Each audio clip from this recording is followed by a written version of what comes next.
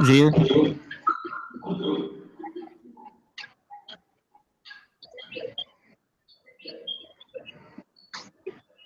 Yes, Kuya. Pwedeng i-off yung mic pag i-on-off natin yung mic. So kapag kailangan lang siya i-on. Yes, Kuya, pwede.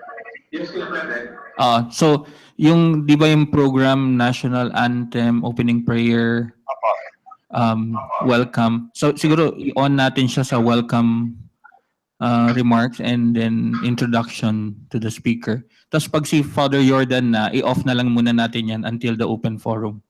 Correct po. Okay. Okay. Thank you.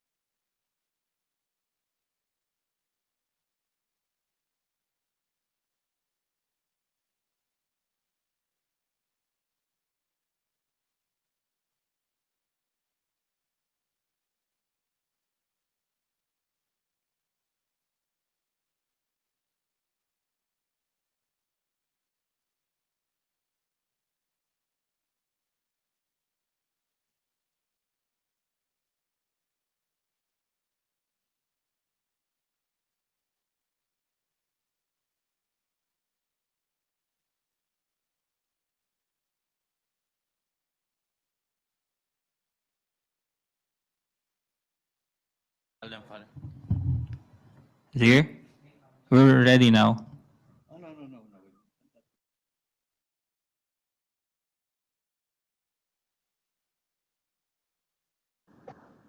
We have 2 minutes.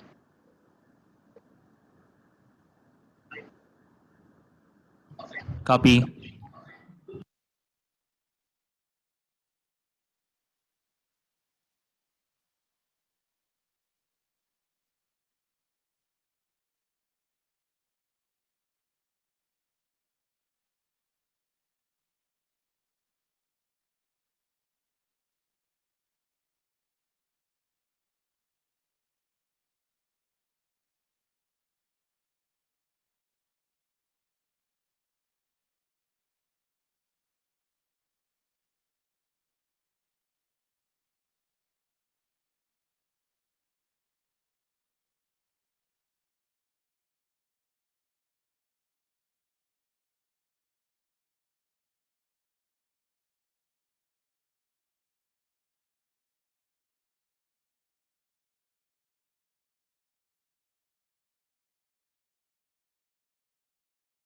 This afternoon.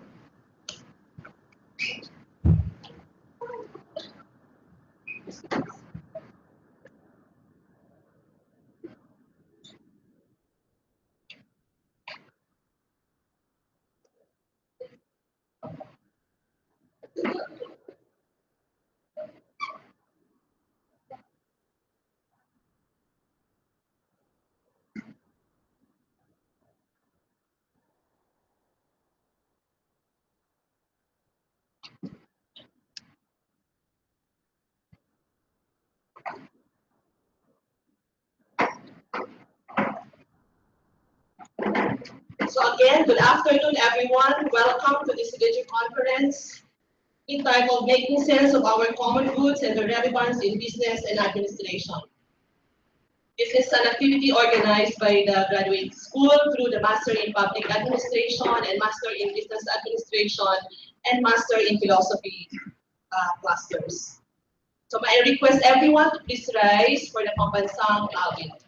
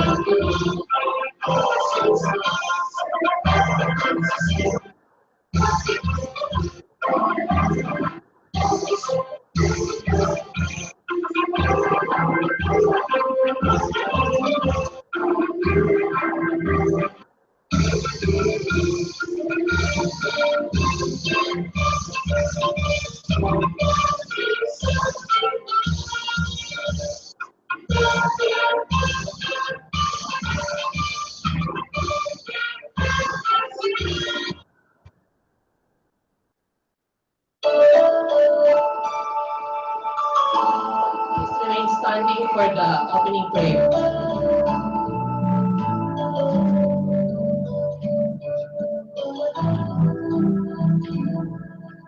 Give us, Lord, teach me generous, teach me to serve as I should, to give and not to count the cost, to fight and not to heed the rule, fall and not to seek for rest, labor and ask not for reward. Say that I do most holy.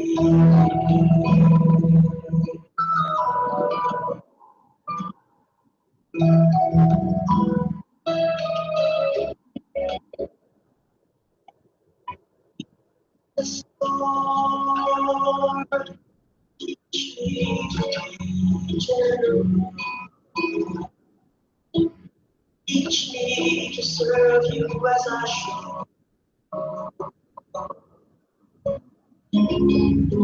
Given not to come because fighting not to hear you.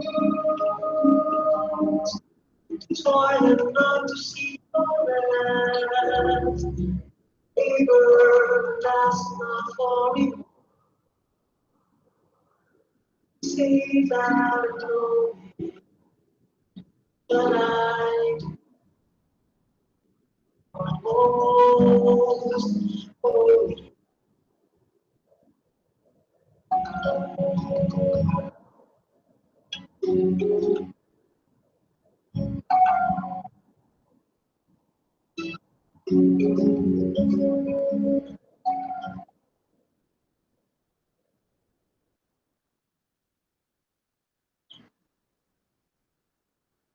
You may now take your seats.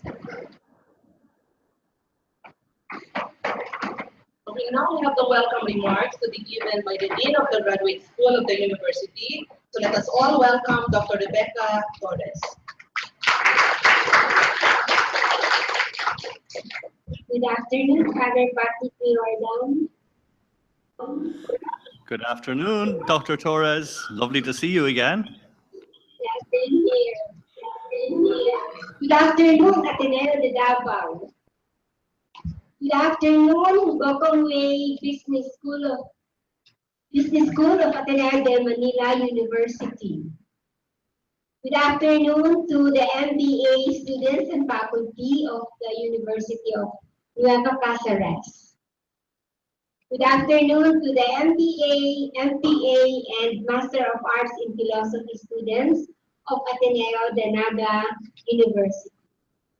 Welcome to our first ever video conferencing in the graduate school and in Ateneo de Naga University.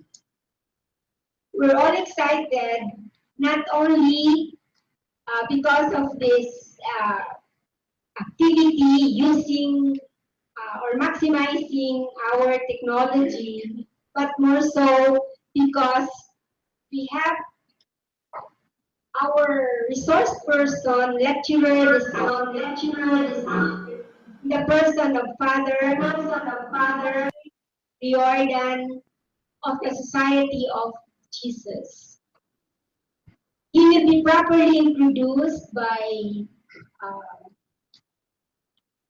our Lady of Ceremonies, Dr. Malu Barciliano. So we will wait for that for a little bit, Father Pat. Our common goods. Our common goods really are expressions of our Lord's generosity. He said the prayer of generosity of Saint Ignatius of Loyola. And we'd like to see and we'd like to move our business men, our public administrators, and see how they can respond to this generosity of our Lord, of our Creator. This is a common theme that we run in our business schools and the other graduate schools in Ateneo de Naga University. Starting with the revised curriculum, we are doing our best to infuse Ignatian spirituality very purposively in our graduate school programs. So hopefully, this lecture of Father Jordan this afternoon will be able to contribute to our efforts to really see to it that Ignatian spirituality take roots in our graduate programs. I cannot end these welcome remarks without mentioning the generosity of people who made this video conferencing possible. First of all, I'd like to thank our IT people, Zero and his men, who I think came from this morning's outreach activities and just ran for this another outreach activity. Of course, I'd like also to welcome the generosity of Ateneo de Davao through Father Joel and through Bernie, who is assisting Father Pat in terms of the technical assistance for you. I'd like to mention the MBA, MPA Student Council under the moderatorship of Dr. Malu Barciliano, the moderator of this council, for taking care of the details of this activity. But most of all, our deep gratitude to your generosity, Father Pat, who accepted this invitation. He would have come personally, but due to difficulties in travel and the feast of Saint Ignatius, which will be tomorrow, we decided to maximize the use of technology.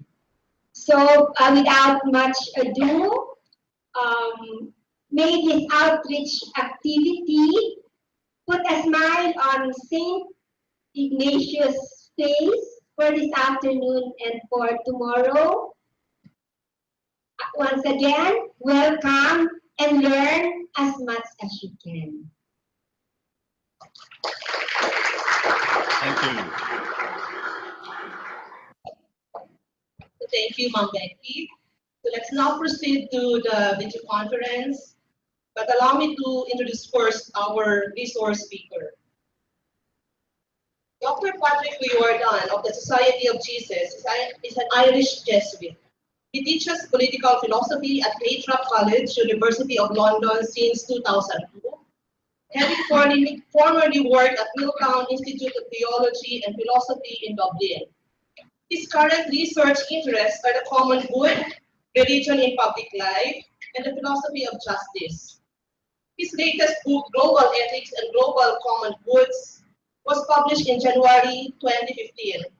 Other publications include A Grammar of the Common Good, Speaking of Globalization. This was actually published in 2008. Also, the philosophical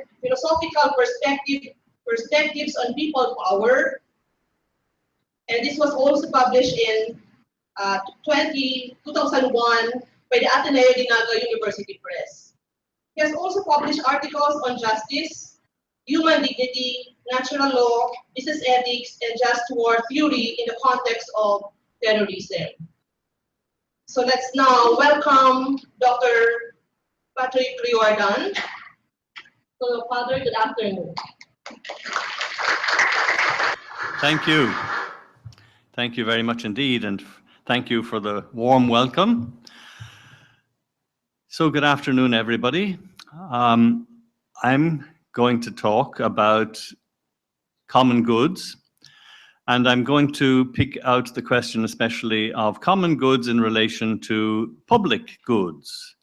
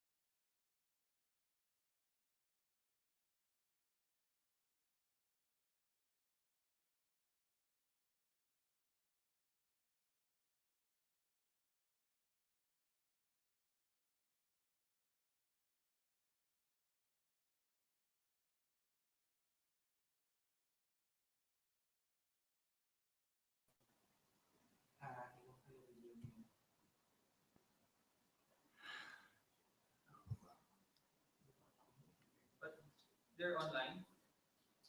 They're online, sir, pero i-off na ang video nila. Para makita lang na si Father Jordan, pero i-off the video. Later na yata na i-on.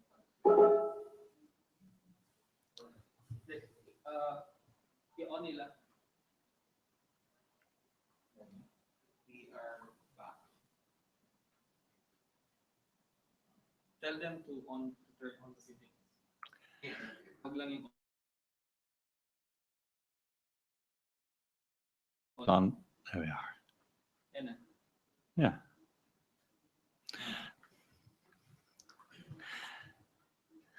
So sorry for that interruption.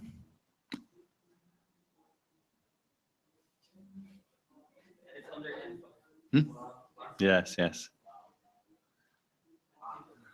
It's understandable.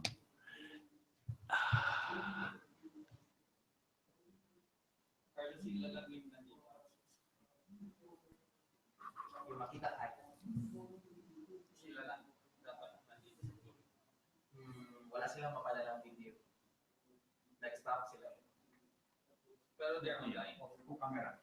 Ha? Off ang camera nila. Sige lang. I-on mo lang kasi i-off doon rin ang may na-internet nila. May na-upload nila.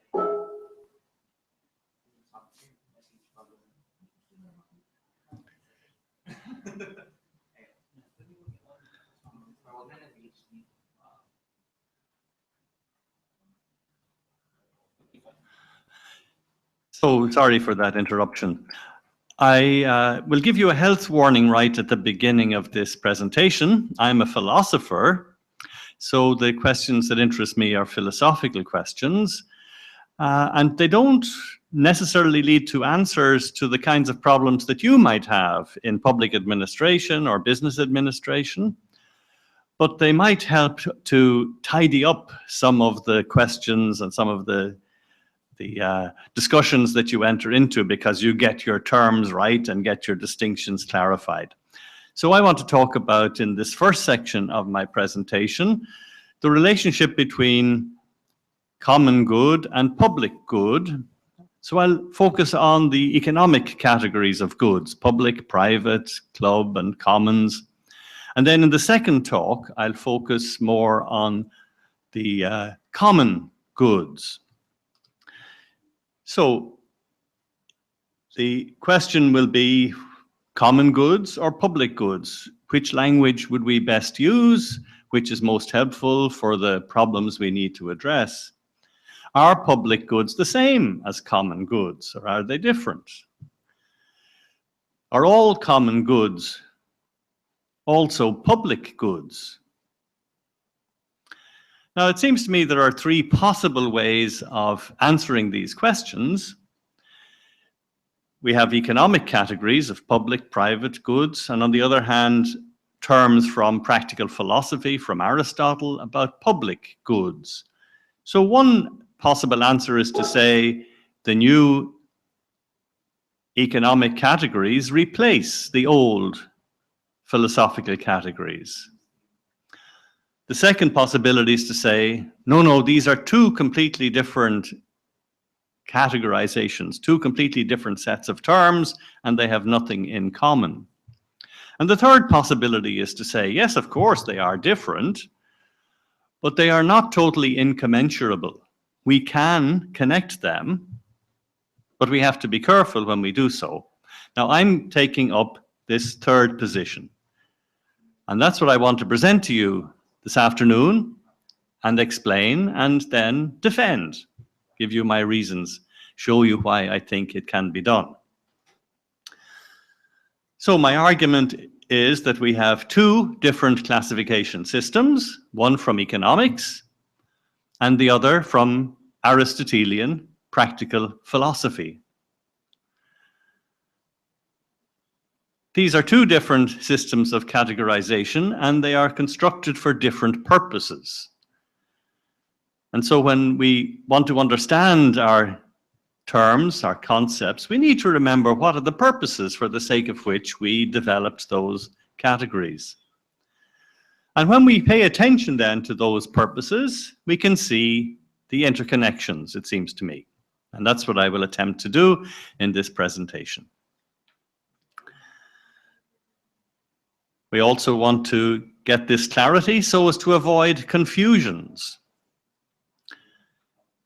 Now, one of the things I draw your attention to is the way in which I speak about common goods. You might be used to hearing people talking about the common good as if it was only one thing. We'll come back to this topic later, but I want to suggest that there are many goods in common. And understanding the many goods will help us make sense of what we mean when we speak of only one single common good, the common good. So what about economics? Economics discusses goods in terms of supply and demand. Okay, this is Economics 101. Everybody knows this. On the supply side, the distribution of costs in producing goods is of interest to economists. And on the demand side, the distribution of benefits in using and consuming goods. So you'll be familiar with indifference curves and the presupposition that people have preferences that you can map. The category of public good and related categories is needed to identify a class of goods in which there is asymmetry between costs and benefits, so that there is difficulty in provision of such goods. This is what economists call market failure. The market cannot be relied upon to produce goods where costs are not compensated by the payments that the beneficiaries are prepared to make for the goods that they consume. On the other hand, Aristotle discusses goods without paying attention at first to our very modern concern with distribution of costs and benefits. He's not interested in who gets the benefit or who bears the cost. That's not his focus. Aristotle, of course, does deal with questions of distribution. For instance, when he's considering justice, or when he is looking at different constitutions, like, for instance, oligarchy. He'll think of oligarchy as a form of political constitution that's more like a business. So people put in an investment, and then they expect to get benefits in proportion to their investment.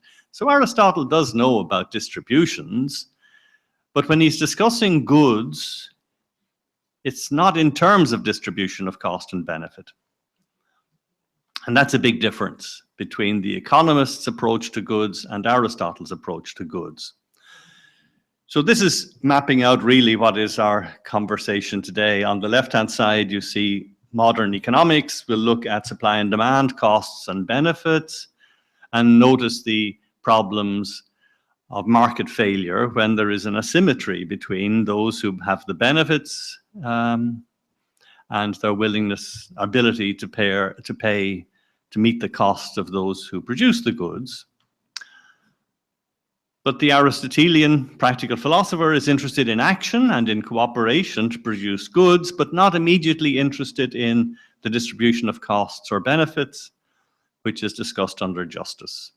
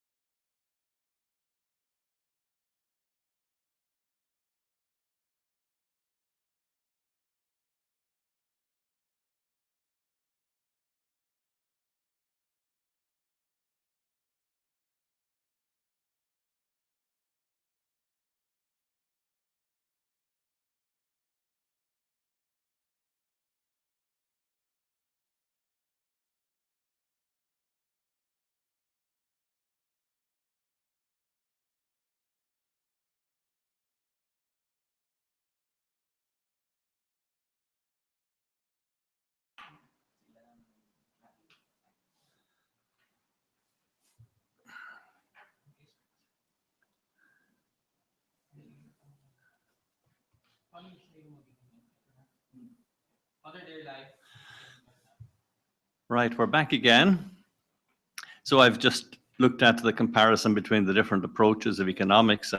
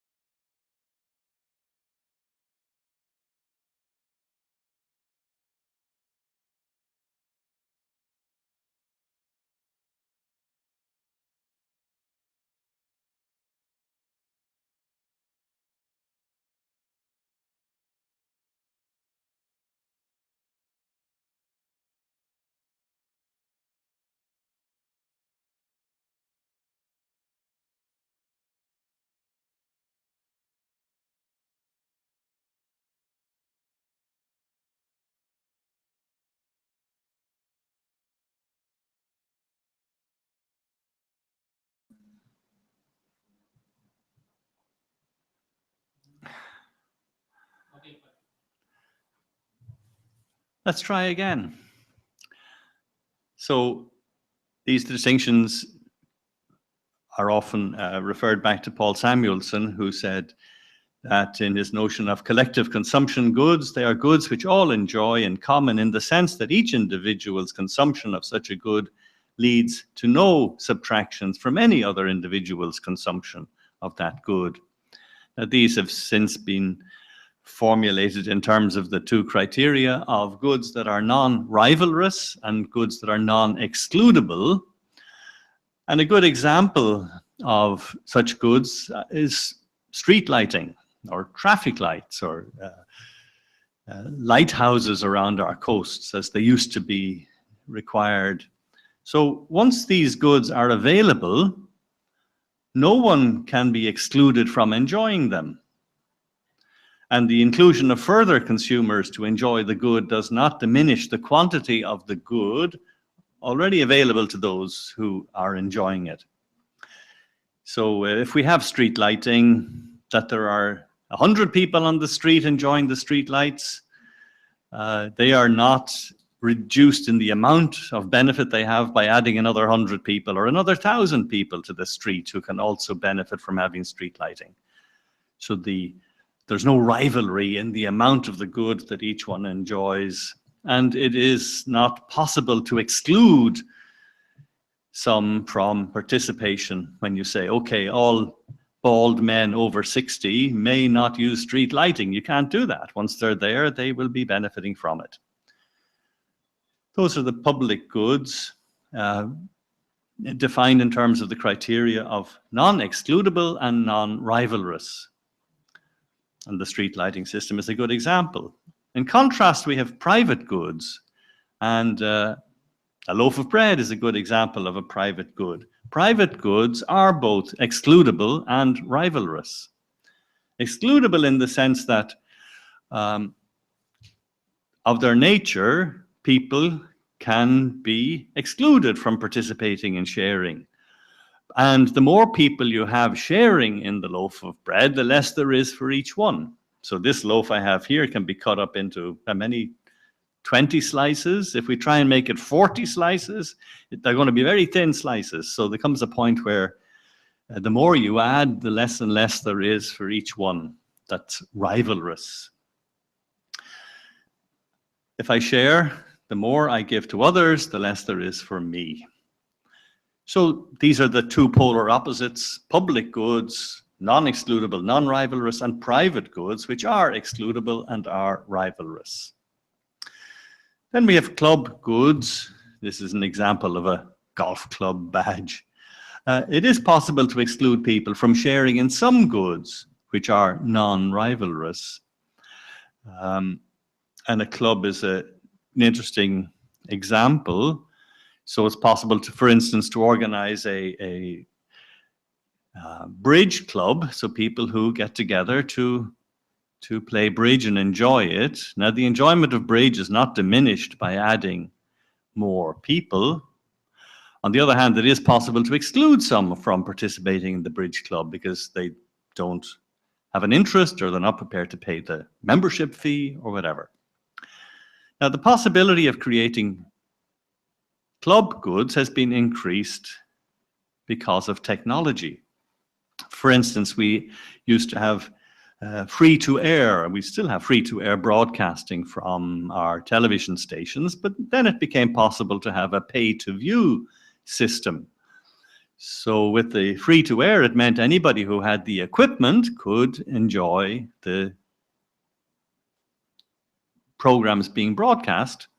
But with pay-to-view, it's possible to exclude some and include only those who want to be, as it were, members of the club, who will pay the price of the payment for the programs that they will download. I put an example in here of road tolls that are now possible because of technology. You know, when we have toll gates on roads, it creates inefficiencies because you're wasting time, you're wasting fuel, you're holding up traffic by having people queue to get through the toll gates. But technology now makes it possible for cameras to read the license numbers on the vehicles and recognize whether or not those numbers correspond to someone who has paid the fee. In London, in England, they've introduced congestion charges for cars, private vehicles that want to go into the city centre. They have to pay the equivalent of 600. Excuse me, that's not right. So if it's 60 pesos for a pound and it's 10 pounds, it's 600 pesos to take your private car into the city of London. And that's paid online, and the cameras recognize whether or not a car has paid, or car owner has paid that price. So the technology enables goods that were formerly public goods to become club goods, with the possibility of excluding some. Commons were once called free goods by the economists because the air, rainfall, sunshine, these were thought to be naturally provided, and provided in such great abundance that no one, by enjoying these goods, could deprive anyone else of their share. All could enjoy without any cost involved in their production. So these goods are non-rivalrous.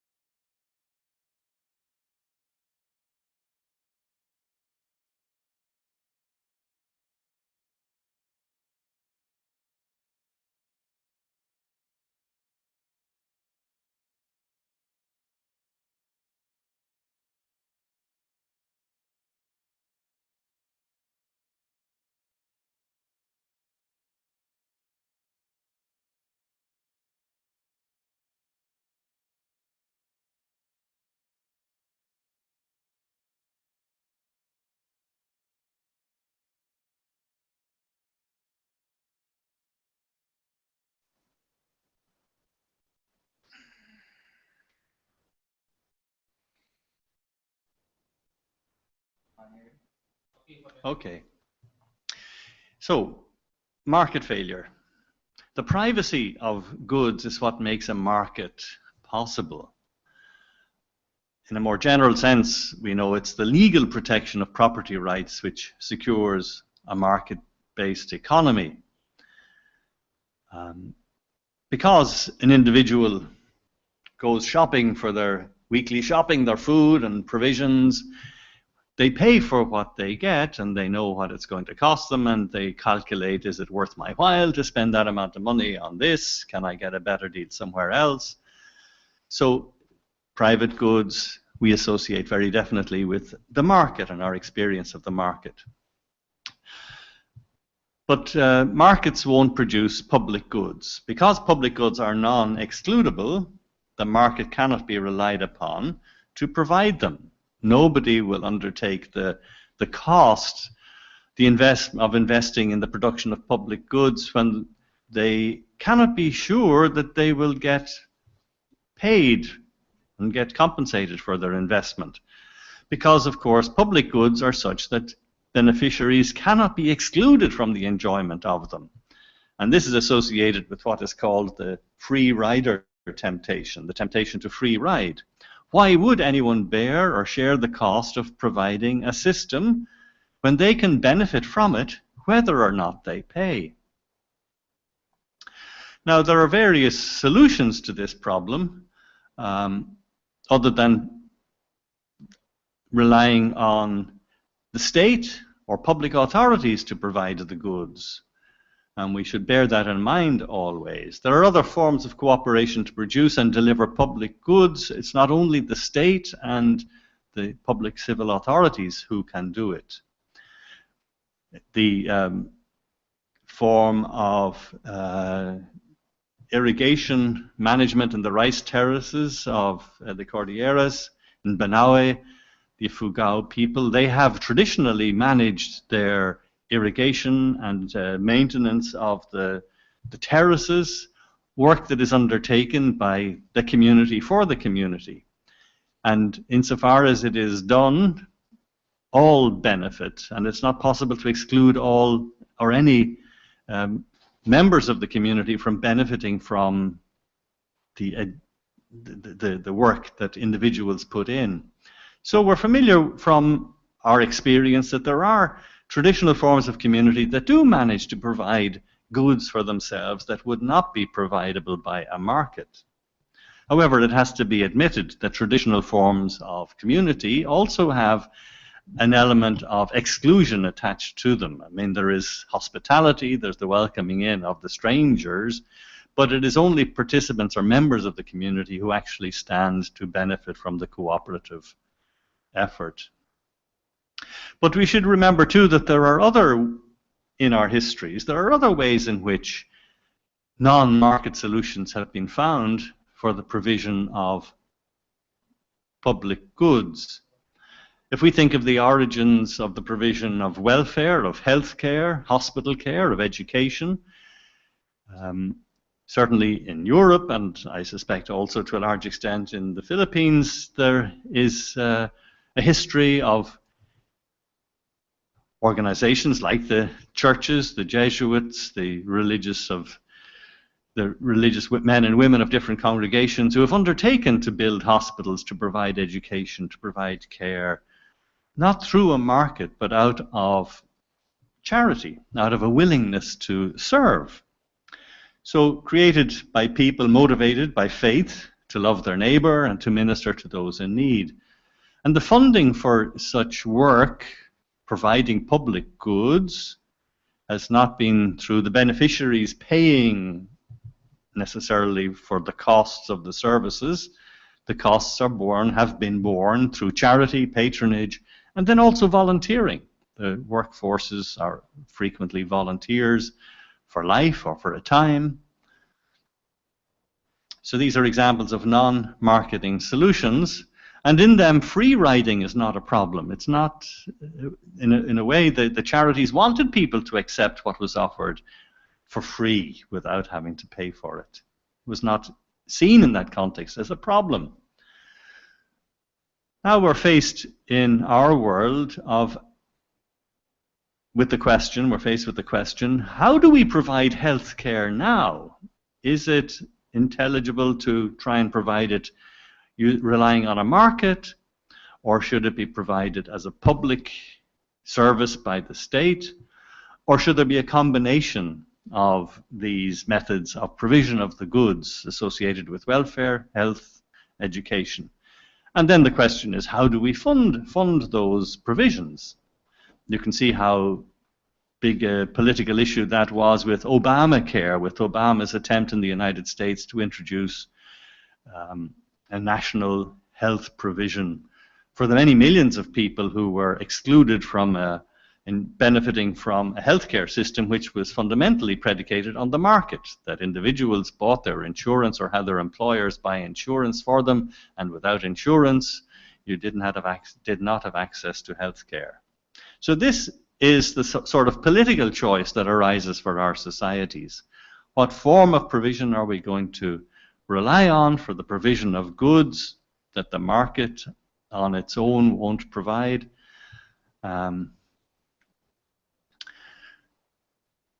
So let's look again at our categories. Do we think of costs and benefits as bads and goods? Free riders who want benefits without costs definitely see costs as bads. They want to avoid costs.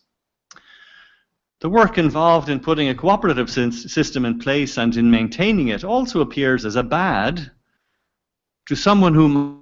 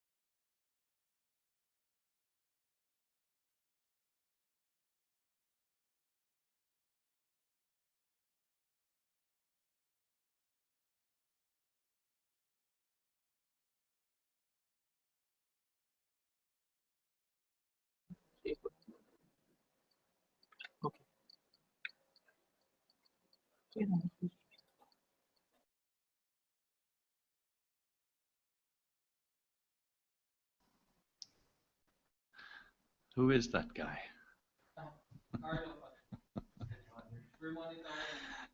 Okay. Very good. So work isn't always a burden, but we do have to admit every work has its costs. There's the cost of replenishing lost energy, and there is the opportunity cost. The time I spend doing one thing is time lost for other things I might want to do, for other interests that I have. So bads as well as goods, we've looked at the categories of goods from economics, but it's well worth remembering that there are bads as well along a similar kind of spectrum, a spectrum of public and private bads. For instance, my toothache is very definitely a private bad. It's my pain.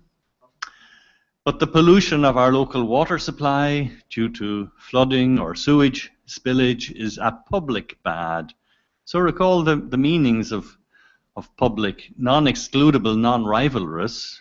When the water supply is polluted, it's polluted for everyone. And it's not possible to exclude some, and my being then disadvantaged by having polluted water is not in competition with somebody else's being disadvantaged by having polluted water. But the excludable, non-excludable criterion translates most easily from goods to bads. Just as there are some goods which once produced are available to all, so there are some bads from the nuisance of which none affected can be protected, such as pollution. What about bads being rivalrous? So the rivalrous, non-rivalrous criterion applies to goods because of their nature. They are desirable. Goods are the things people want. And so rivalry, in principle, is possible. But can we be rivals over bad things? Nice philosophical question. But there is no comparable rivalry concerning bads in the normal case. But the criterion can apply to bads in the sense that the discomfort caused by a noisy neighbor is no less for those on one side because it is suffered also by those on the other side. That somebody else is suffering from the nuisance doesn't diminish my suffering. So it's non-rivalrous. Victims of public bads, such as pollution, cannot alleviate their bad situation by spreading it among ever larger numbers of people. However, we need to distinguish between costs and burdens in this regard. Financial costs are rivalrous in the technical sense, because as they are more widely and evenly distributed, they are reduced for each paying individual. And so we can distinguish burdens and costs. So financial costs are rivalrous, but the burdens are not. The financial costs of dealing with a problem may be allocated among a population such that they become private bads. It's my tax, it's my payment. So in that sense, private. But the burden of the overall impact may continue to be public. And so this enables me to challenge the assumption that's prevalent in conventional cost-benefit analysis that all burdens can be translated into financial costs.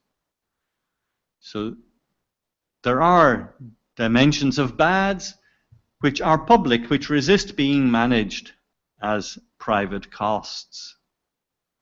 So think of the limits of insurance companies. We can insure ourselves as participants in traffic, car drivers, and so on, and then we have the assurance that if we are injured, the costs of our medical care will be paid for by the insurance. We will be compensated perhaps for costs of going to court. But all of those things, though the costs may be compensated, the burdens, the nuisance of it, the pain of it, the loss of the opportunity for doing other things as a result of being a victim of an accident, those burdens are not removed by the fact that costs are met. So it's worth having that distinction between burdens and costs. Relevant here too is the notion of externalities. Externalities can be both positive and negative. What are externalities? These are benefits and costs or burdens of an activity which are not borne either by the producers or by the consumers of a product, but by third parties. For instance, the neighbours' gardens. Here I have a photograph from my bedroom in London. And here's a beautiful cherry blossom in the spring. So I look out and see that in the morning in the sunshine, and it cheers me up. So I am benefiting positively from the work and efforts of my neighbors, for which they get no compensation from me. So externalities can be positive. Usually economists are only interested in the negative externalities. So here's an example of the noisy motorcyclist who roars up and down the street on his old motorbike making noise. Now, it's one of the criticisms that we have of estimations of well-being, the welfare of a population of a country, that they fail to take account of externalities because they only measure what is marketed, what is bought and sold, and then fail to take into account the considerable burdens of negative externalities which fall mostly on people other than the direct consumers of the goods. We'll come back to this point later because there are some tragic examples of what is meant by these externalities. I want to move on now to the notion of the tragedy of the commons, which again has become so well established in the literature. I'm sure you're familiar with it, but it is worth mentioning it again in this context because we are trying to understand what is the difference between public goods and common goods. So what about commons? Commons are a form of good. There is the tragedy of the commons, a common resource can be destroyed one way or another, possibly due to overuse, or the ozone layer was a commons which was being destroyed by the use of CFCs, CFC gases, but good news now that the intervention has stopped that damage. The tragedy arises, we call it a tragedy of the commons. The tragedy arises because the rational calculations which a beneficiary of the commons applies to his own behavior can lead to the destruction of the resource, since the calculations of each individual are reproduced throughout the population. Each one calculates in terms of benefits to him or herself, but if each one is doing that, then the whole population ends up with a depleted resource. You'll be familiar perhaps with the prisoner's dilemma game in game theory, which best explains and spells out the nature of this tragedy. It's a tragedy in the dramatic sense, the sense in which King Lear is a tragedy, or Oedipus Rex, or Hamlet.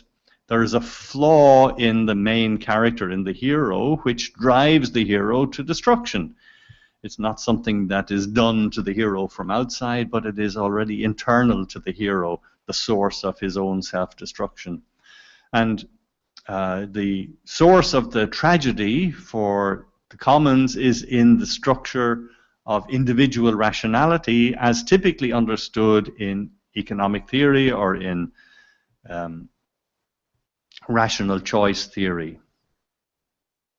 And the key of that tragedy is the recognition that no matter what anyone else does, each one does best to defect, or to refuse to cooperate. Let me illustrate that with the typical example of the destruction of the cod fisheries in the North Atlantic, or the destruction of the herring fisheries in the North Sea. So we recognize that the fish are being depleted, the fish stocks are being depleted to such an extent that they are not reproducing.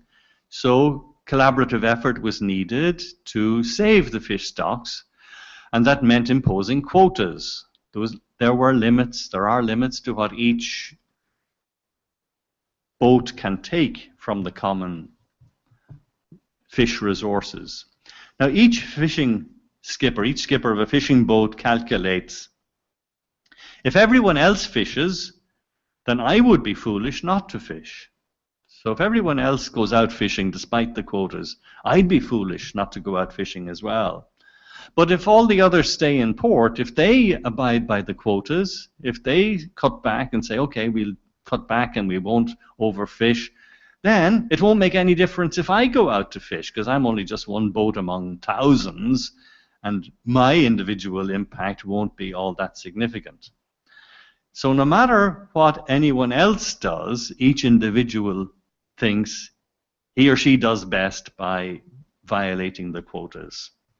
And that's abstracting, of course, from the calculation of the chances of being caught and being punished. Part of the madness of the decision in the United Kingdom in the vote back in June to leave the United Kingdom, the Brexit, was that the British fishermen of the fishing industry somehow thought that by being delivered from the common ruling of the fishing policy of the European Union, that they somehow will then be able to revive their fishing industry and fish even more, as if the fish stocks somehow will patriotically respond to Britain's departure from the European Union and reproduce themselves ever more energetically. No, the tragedy of the commons will persist.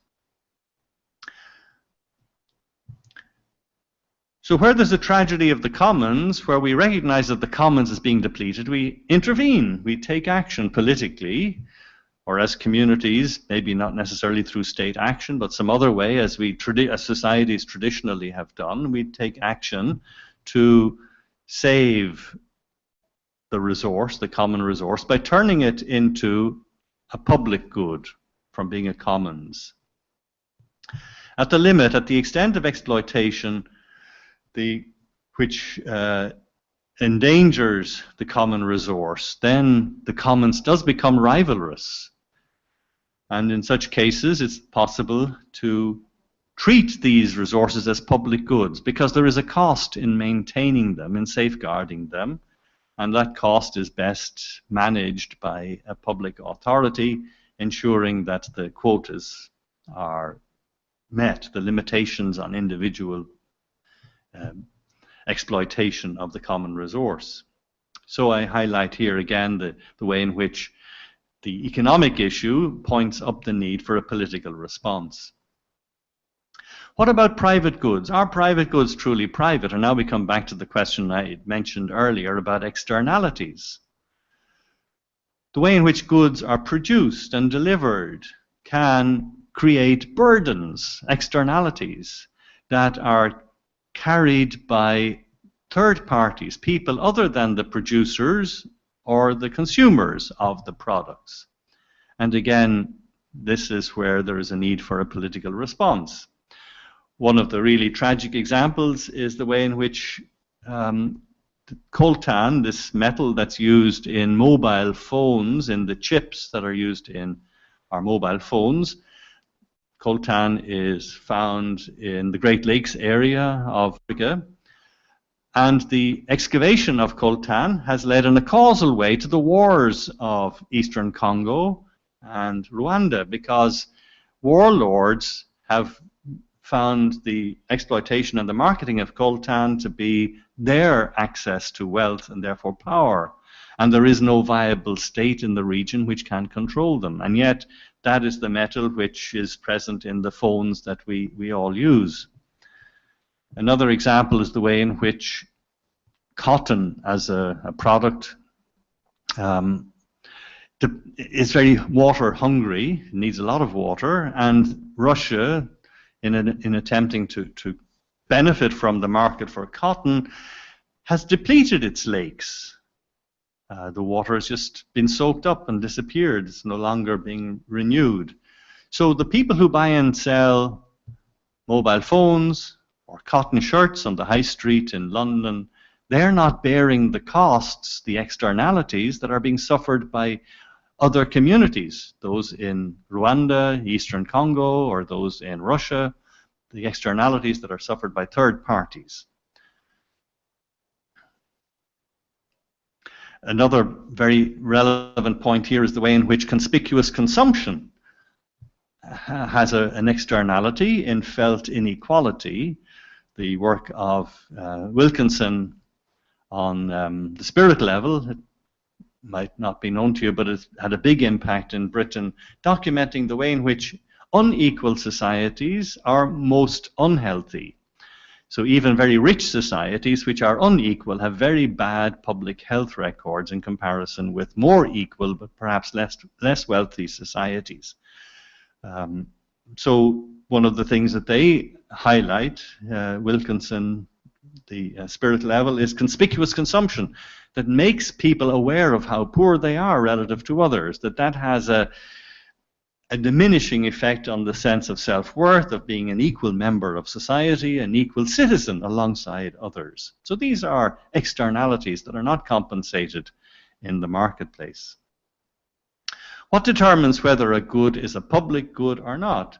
Is it the nature of the good? So think of the different things we think of as utilities: provision of water, of power, of transport, sewage and waste removal, and so on. In Britain, it's been the policy of the government to turn these utilities into private companies, privatization. And so the water supply has been privatized. So this makes us aware that it isn't necessarily the nature of the commodity itself that demands whether or not it be treated as a private good or a public good. There are reasons why a community would treat a good as public. The problems of holdout, of networking and coordination are the usual ones identified. Holdout, where someone controls a very crucial resource. I think of an example of someone who has the only harbor on an island where the ferry comes in, and they have the ferry, and they therefore monopolize that ferry connection to a mainland, but it is not providing the service that the community needs. At the same time, there's no possibility for someone else to enter the market and compete. And so that might be a case where the public authorities, where the political community intervenes to create a public good.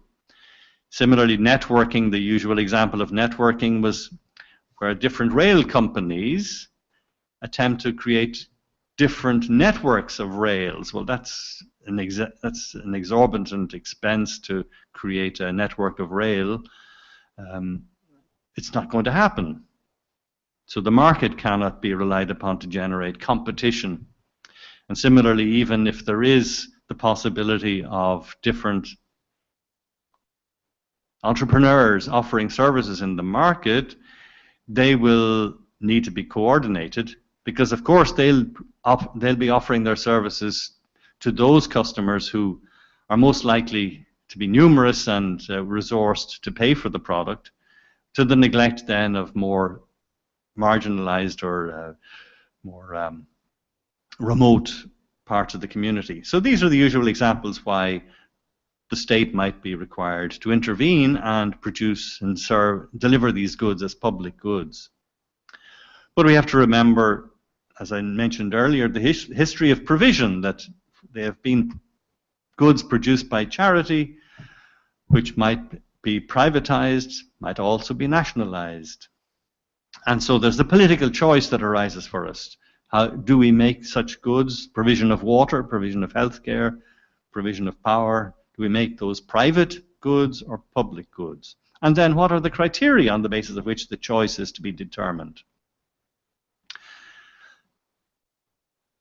Let me just add then a few remarks about global public goods, public commons, public conditions. The United Nations has begun to speak in terms of these categories. There are natural global commons: the atmosphere, the oceans, the climate, biodiversity, the biosphere. They are commons, but there is a real danger, as we know, of tragedy there, that they can be destroyed. There's the human-made commons, global commons, and here we can think of the World Wide Web and communications networks that we're benefiting from right now, actually, aren't we? So that stock, once it's in place, it's possible to take advantage of it. More significantly, international human rights regime of conventions and then human rights courts. Also in the fields of navigation, shipping, airline standards, so the airlines of the world all rely on the same standards for communication, for navigation. And shipping, the various crises of oil tankers crashing has made it a standardized norm throughout the world that oil tankers have to have double hulls and have these safeguards against oil spillages at sea. But these are commons that are made as a result of human cooperation on the global scale. But there are global human-made conditions as well, which are in contrast with stock goods are flow goods. So the state of international relations, whether there is war or peace, and the state of international health. Okay, we can have stock goods in place like hospitals and organizations for responding to disasters and provision of immediate aid. Those are organizations, those are stocks, resources, but what is actually happening on the ground? Are we facing epidemics? The dengue fever is a big issue at the moment, isn't it? And also the fever that there, can't remember the name of it now, you remember it in Brazil, that's causing anxiety about the Rio Olympics. Okay.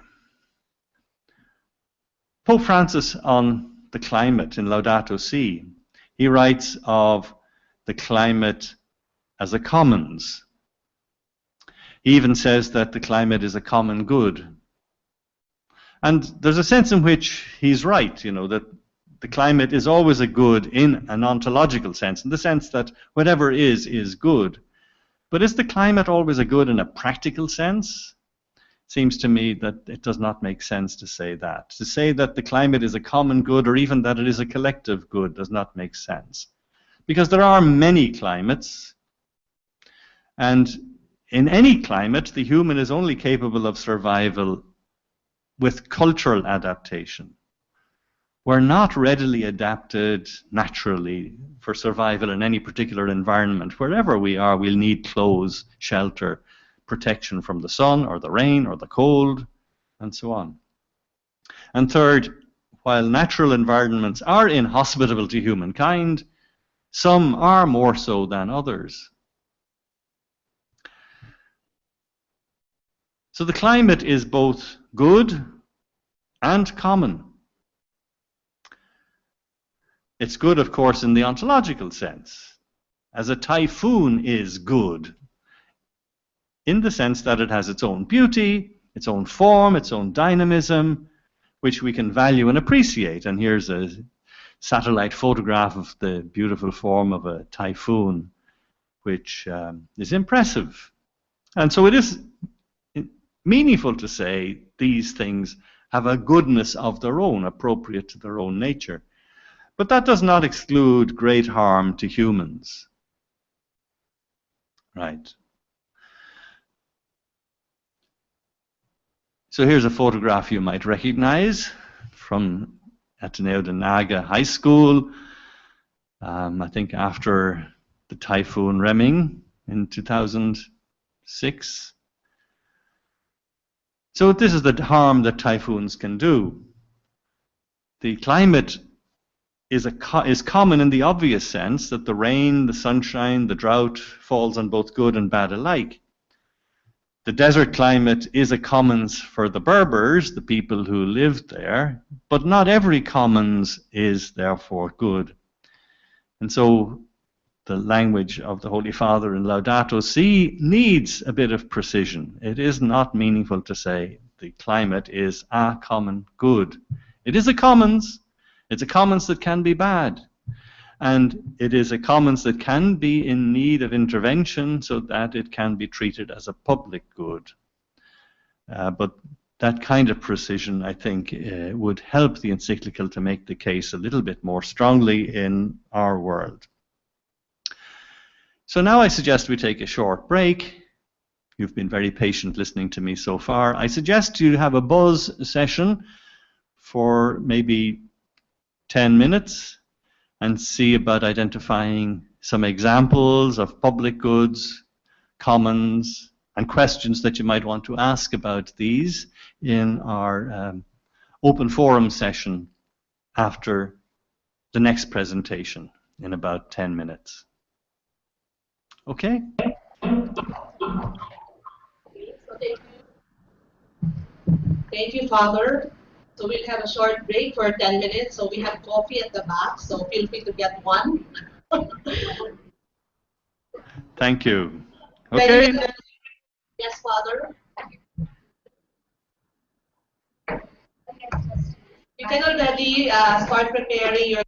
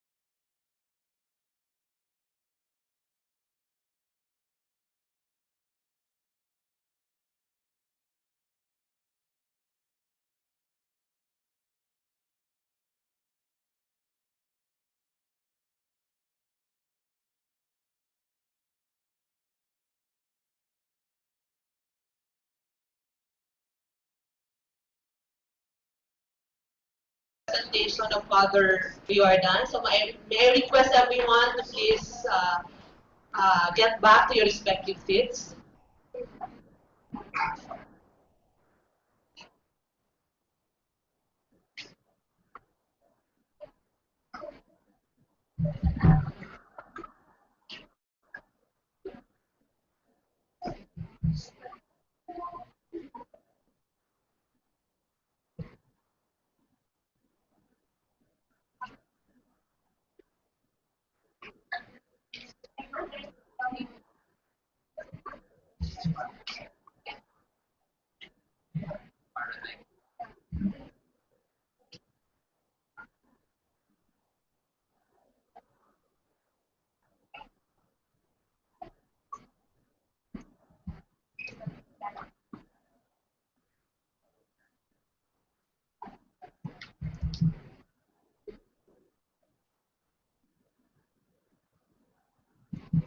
So while waiting for the second part of the presentation, we would like to recognize the presence of our faculty members from the grad school. So we have from the MS in Environmental Management and MAED, I'm sorry, MAED, also MBA and MBA faculty. I saw Sir Lito Del Rosario, we have Sir Beda Frela, Dr. Adriano, we have Dr. Legado, we also have Dr. Howard.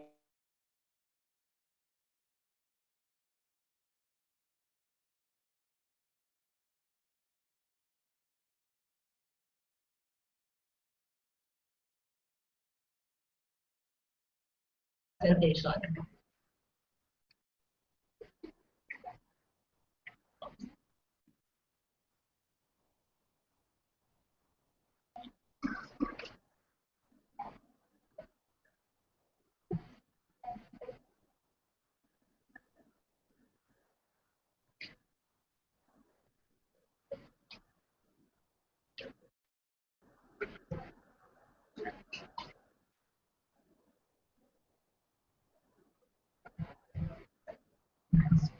By the way, I failed to mention Miss San Jose, Ma'am Jen.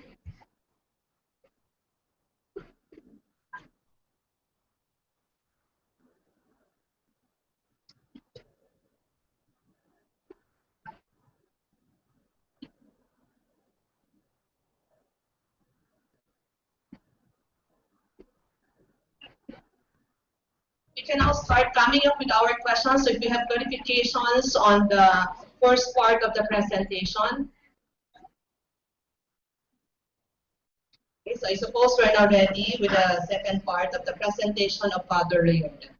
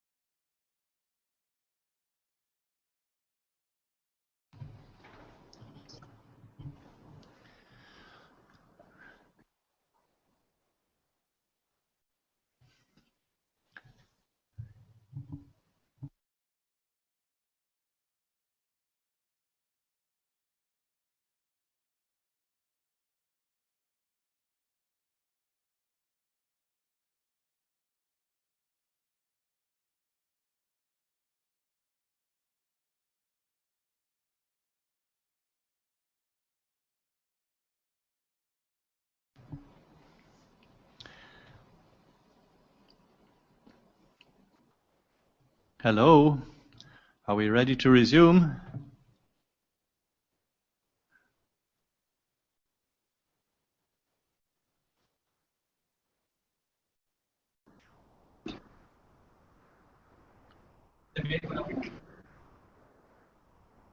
We are ready, Father.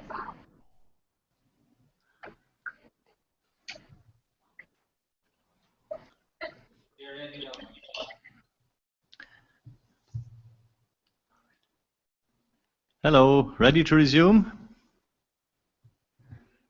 Yes.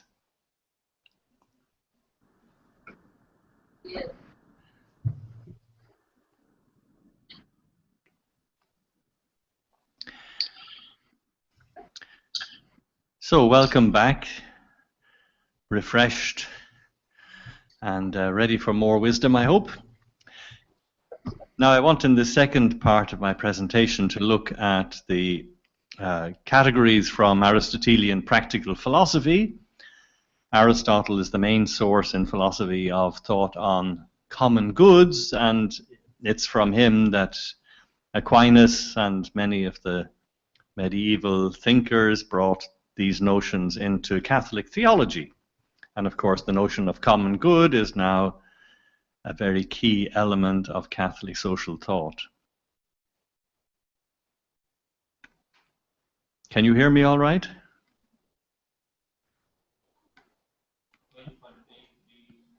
Mm-hmm.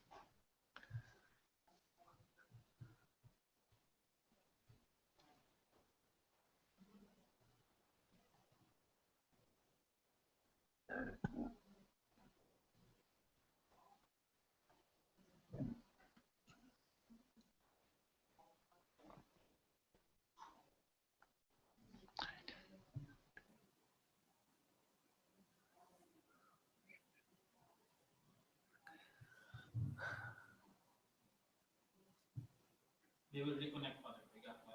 Okay.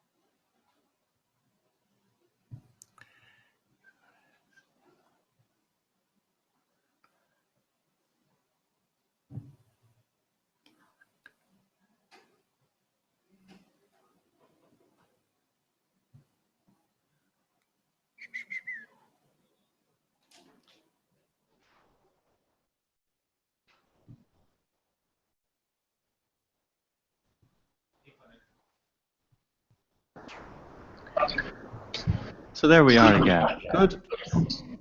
So I'm presenting now in the second part the thought of Aristotle on practical, from his practical philosophy on goods and common goods. And as I was saying, this is the influence on Thomas Aquinas and then on the reception in Catholic social thinking of the language of the common good and common goods.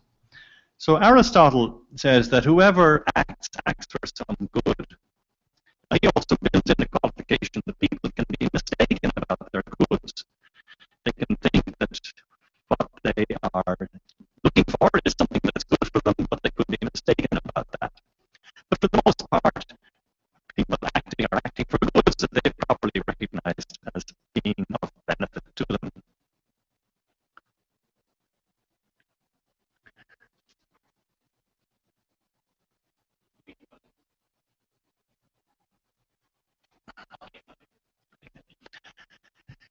So one of the themes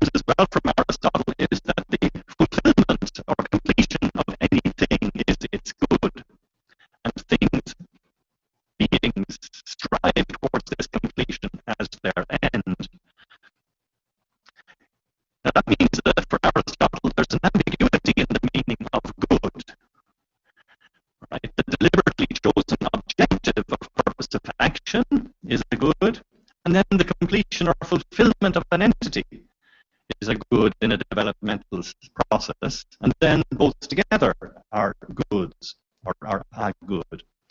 So right now we are engaged in a reflection on Aristotle. To understand Aristotle, that's the purpose of our activity right now, to understand common goods. So that's a good we are pursuing. But as we pursue this good, we are achieving our own good in the sense of our own fulfillment, completion, perfection, as beings capable of growing and understanding. So we are realizing ourselves. There's a double good involved. Aristotle always has that in mind. And so we have to be careful when we speak of Aristotle and the good. If we want to distinguish and pick out one or the other, these are always present. Now, if action is for the sake of some good, then action together, cooperation, collaboration, is for the sake of some good in common. So we are engaged together in a good, in pursuit of a good in common, namely the understanding of Aristotle on common goods. Now, Aristotle says people collaborate for the sake of goods in common, and there are many forms of collaboration, many different kinds of societies or associations where people cooperate. Households, athletic clubs, religious societies, interest groups of one kind or another. And he thinks that there is the highest form of cooperation, which he identifies as the political community, because the political community is the level at which the pursuit of other goods, all other subordinate goods, is regulated. He thinks that the highest form of common action is identified with politics, and that it is the highest good. There's a big question mark about that, and that's the reason why we've come to use the singular term, the common good, in relation to politics and the state. Back online now. Okay. So for Aristotle, as I mentioned at the beginning of the last session, his focus is on the nature of the good, not on the distribution of the good. So take the example of a teacher, a tutor, and a pupil. The good of their cooperation we can identify as learning outcomes, or knowledge, or skill, truth. They have a good in common, that is the good of the cooperation that they're pursuing together. But the beneficiary, the one who benefits from the cooperation, is primarily the student, the one who is to grow in mastery of the knowledge or of the skill. So while they have a good in common, the one who benefits might be just one of the partners or one side of the partnership. For Aristotle, that's secondary as to who is the beneficiary, how the good is distributed. For him, it's about the nature of the good. What is it that makes them want to act and to act together?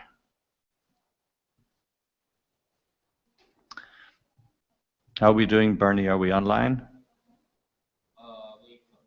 Wait. Earlier they are moving. Okay.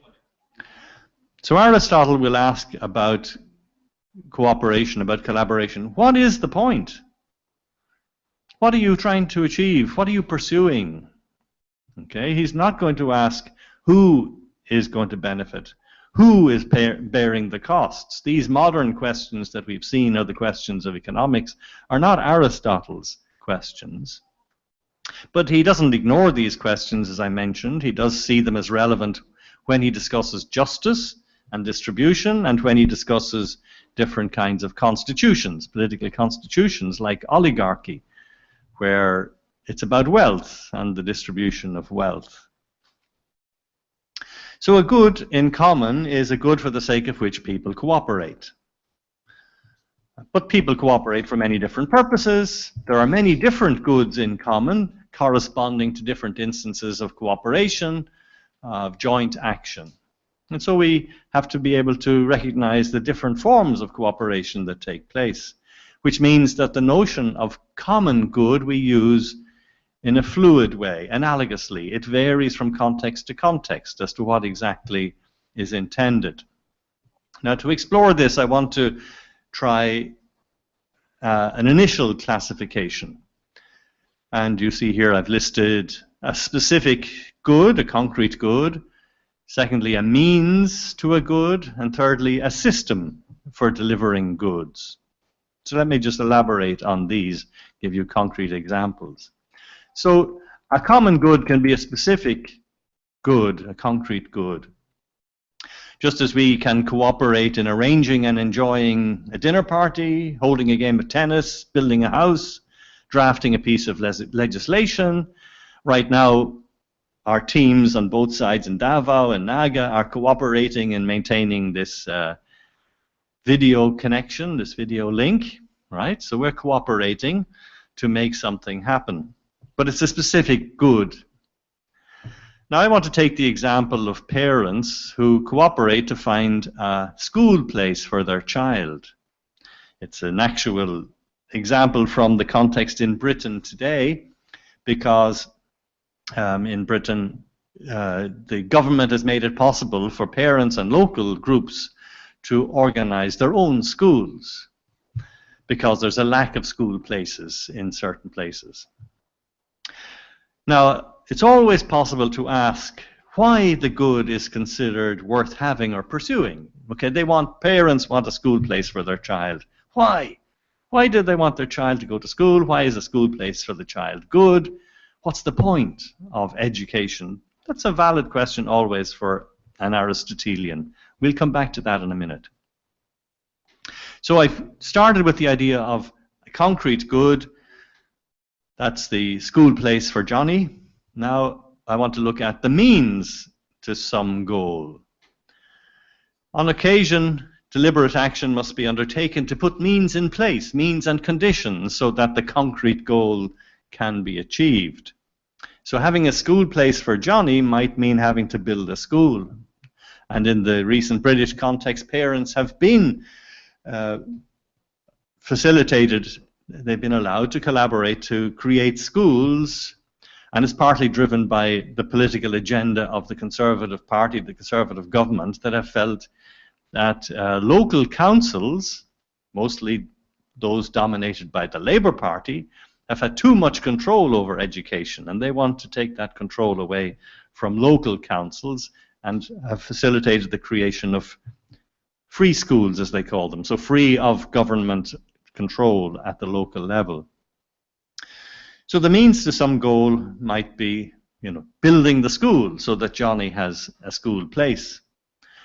And then there's a system that is put in place, as I mentioned, by the British government, 2014, to create academies or free schools. So collaborating to put the system in place, that's also a case of a common good. The system itself can be a common good, the common good of politicians, officials, and administrators who are developing and implementing a relevant education system. Pause.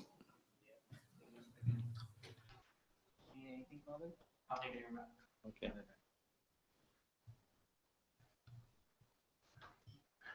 Okay. So such a system is a set of conditions for the regular and constant provision of those concrete goods for which parents collaborate, school places for their children. Now, so we've looked at the concrete good, secondly, means for getting this concrete good, and thirdly, a system to ensure the whole repeated delivery of the concrete good. But in using an example like a school place for a child, I'm obviously invoking your familiarity with what is a complex social context, a complex background. A school place in basic education presupposes many institutional arrangements which have their histories and their rationale.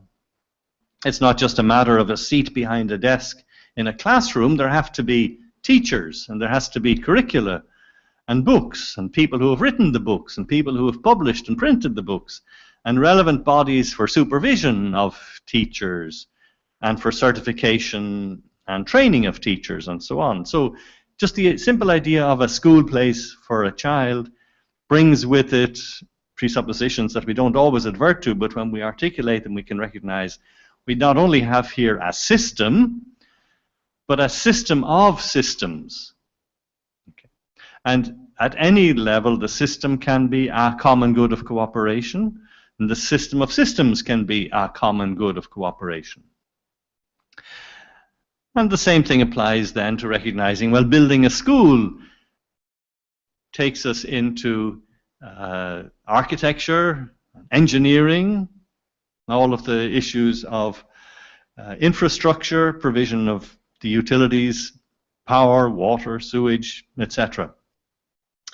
And similarly, drafting legislation, if we're going to put a legal system in place to permit people to create academies and free schools, we're also referring to not only another system, but a system of systems, because we have to have not only people who can draft legislation and therefore are lawyers, we have to have schools for training lawyers, and we have to have standards that are enforceable for lawyers, and so on.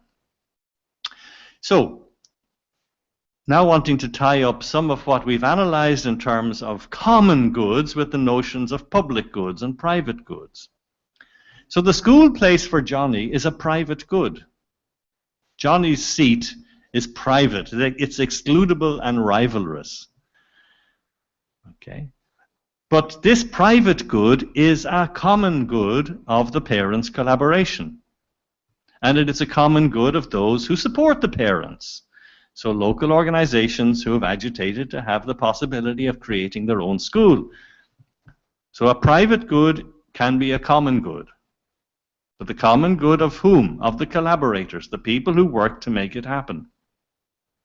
But the school building, for instance, is a club good.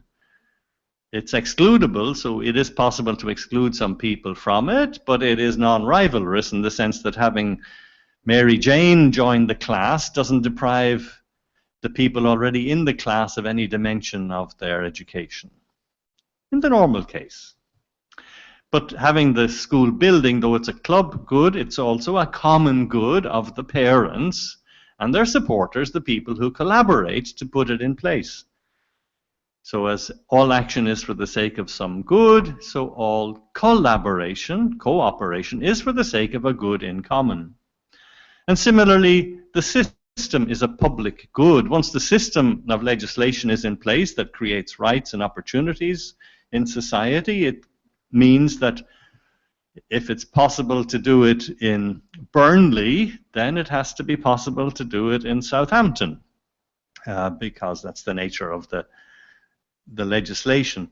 So the system itself is a public good, but it is a common good of those who work to put it in place and to operate it.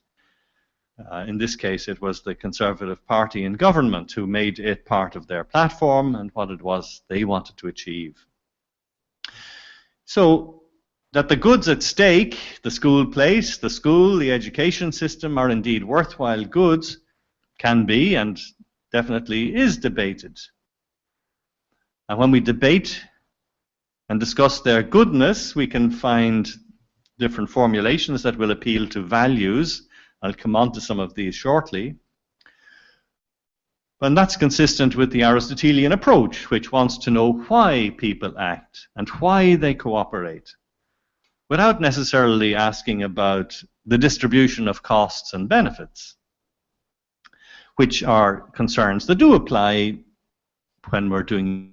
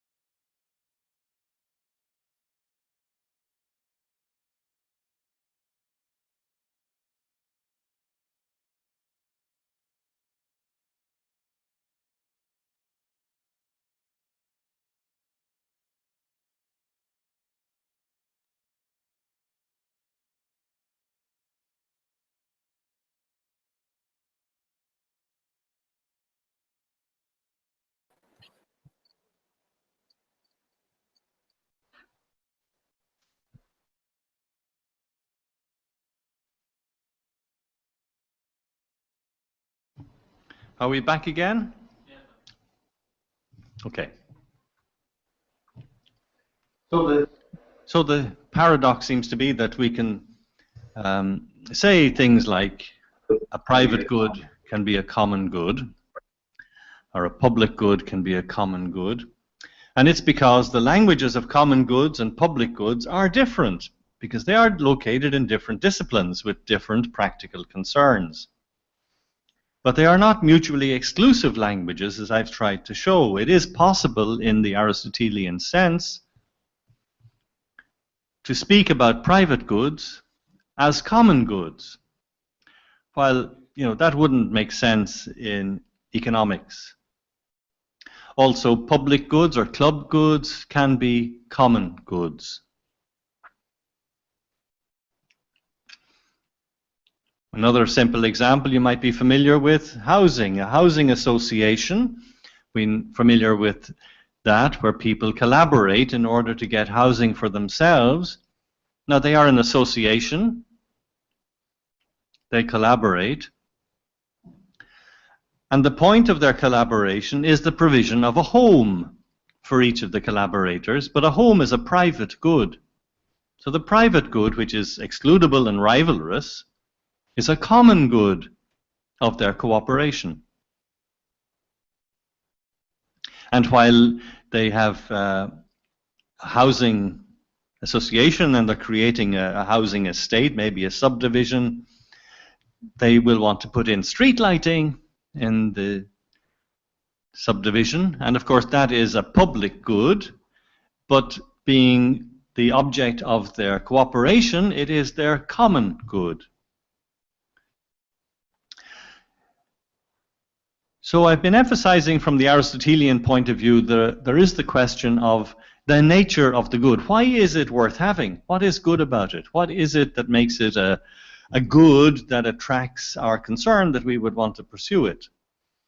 And secondly, the other important dimension of an Aristotelian approach to goods is the agent, the role of the agent. And in specifying whether or not a good is a common good, we're looking to see who are the cooperators, who are the people who together work in cooperation in order to achieve this good in common. I think there are political questions then that arise both from the economic categories and the practical philosophical categories that challenge us, what it is we wish to pursue in our collaboration, and the choices then that we have about the things we want to pursue. Will we want them to be pursued as public goods or private goods or club goods? And we have choices. We have opportunities for making these decisions. And certainly in the British context, there has been a long-running tension between nationalization and privatization. Right now, it's about the National Health Service, which has been a nationalized provision of health care, which is more and more being restructured in forms of privatization. Of course, that's generating political opposition. But these are the topics that are debated. Now, we might want to ask a question about any particular good. X, is it a common good? This question was provoked for me by a colleague who the other day asked me,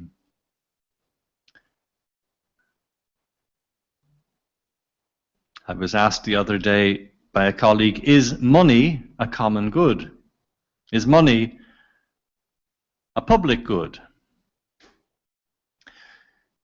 So we've looked at the core senses of the term, and so the question is how we might answer questions about any of the goods or institutions that we have to deal with. Your students, some of you anyway, I believe, of public administration and business administration.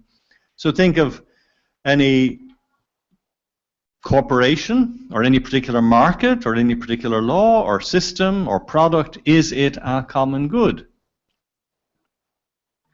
So there will be two aspects to answering that question. What is the point of the good? What is the point of the good in the sense, why is it a good? Why is it worth having? How does it fit into a bigger picture of human development, human fulfillment? And secondly, who are the agents? I put in there in brackets, I could have formulated that, whose good is it? But notice the ambiguity in that question, whose good? Because that might trap us into using the economic categories, thinking in terms of who bears the costs, who gets the benefits. And that's not what Aristotle asks about. He asks, well, who are the agents? Because the agents are the ones who are collaborating to bring the good about, but the beneficiaries of the good might be completely different people. They might be students, or when it comes to public administration, they might be the citizens or people living far away who will personally never be met, but will stand to benefit from having greater efficiency in the kinds of things that President Duterte was asking about, the provision of passports and visas and the provision of driving licenses, getting greater efficiency. Public administrators can make that happen, but they themselves won't necessarily be the direct beneficiaries of what they do. So whose good is ambiguous. That's why I just concentrate on who are the agents. So, Ateneo High School. I showed you the picture of the damage from the typhoon. But let's ask, what reasons can we give for thinking a school is a good thing? In Ateneo High School, whether it's in Naga or Davao or Manila or whatever, is a school a good thing? Well, we can list the possible benefits for students. Students acquire knowledge, they acquire skills, and they get certification. The school might, we hope, contribute to their capacities for flourishing, for doing well, for well-being, for growth in autonomy. So being masters of their own lives or mistresses of their own lives, being in charge of themselves, being able to exercise their freedom responsibly in independence. So these are some of the benefits we would hope for from schooling, not exclusively, not only from the school, but also. Why is a school a good? Well, it's of benefit to the students, yes, but it's also of benefit to a wider community, the wider community in social, economic, and political, cultural terms as well. Because it is important for a society to have young people with capacities to take part in society, to have social skills, to be able to manage conflict, to associate with others, to deal with the usual frictions that arise, knowing how to deal with irritation, with annoyance, with intolerance. These are important social skills that are also communicated in families, in churches, and clubs, and other forms of association, not only in schools, but they do belong among the reasons why a society, a wider community, has an interest in there being schools. But schools also have a particular role for the economy, in training people in skills and skills that are marketable, making them capable, helping them to become capable of learning and adapting, acquiring the kinds of competencies that they will need to take part in the productive ventures of our societies, to play their roles as citizens, exercising a vote responsibly, taking part in campaigns on issues that matter.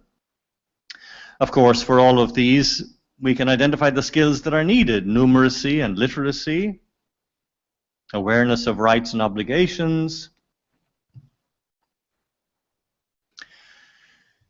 So I've looked at why might a school be a good for the benefits for the students, for the benefits of society. Why might a school be a bad? Because remember, when we looked at goods and bads, public goods, public bads, we could see that there were parallel scales. A school might be a bad if it is disseminating untruth, reinforcing ignorance, falsehood, conditioning young people in prejudice, with attitudes that block their capacities for growth in knowledge and skill and competence. A school might fail to be a good when it fails to function as a condition, providing conditions for more ultimate goods, the more ultimate goods of growth and autonomy, in freedom, independence. And of course, that's why with schooling and schooling systems, we introduce systems of accreditation. We introduce monitoring of standards.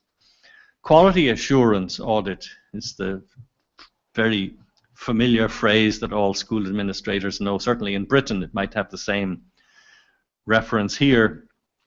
But just as a school can be good or bad as a school, so also a system of accreditation can be good or bad as a system of accreditation. So can the quality assurance audit be good or bad as a system of auditing? At present in Britain, we've gone through the research environmental evaluation exercise, and now people are looking back at it and asking, well, was it good or can we improve it? You know, the actual accreditation or evaluation system itself can be in need of evaluation, and that involves a political debate. So there are political questions that arise through all of this. What are the criteria that we would want to apply in evaluating schools or systems of evaluation themselves?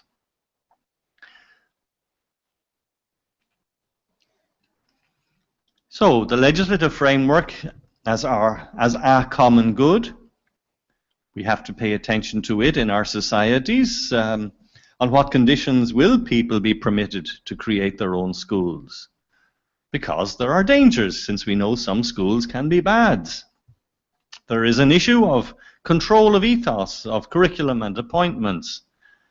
The committee or the political community will have a legitimate concern if the school is found to be fostering racism, bigotry, discrimination, and also if access to school places reflects arbitrary discrimination. So if there is real exclusion going on that we're familiar with from some countries, some parts of the world, and some parts of our histories, with apartheid, for instance, or with the caste system in India, perhaps you can think of examples closer to home where women in many of our societies have been severely disadvantaged in terms of access to education in the past. So wider discussions are needed for questions of toleration of faith schools, for instance, schools with distinctive ethos, whether or not the ethos they want to represent is an enrichment of the quality of public, political, social life, or whether it is a threat to it. And that means then that there is a need for the clarification of the conditions, on what conditions will we tolerate these distinctive schools.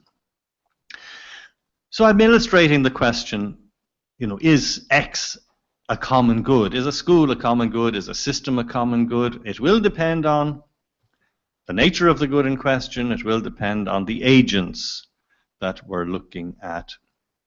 What about education itself? Is education a common good? Is it a public good? Is it a private good? Is it a club good?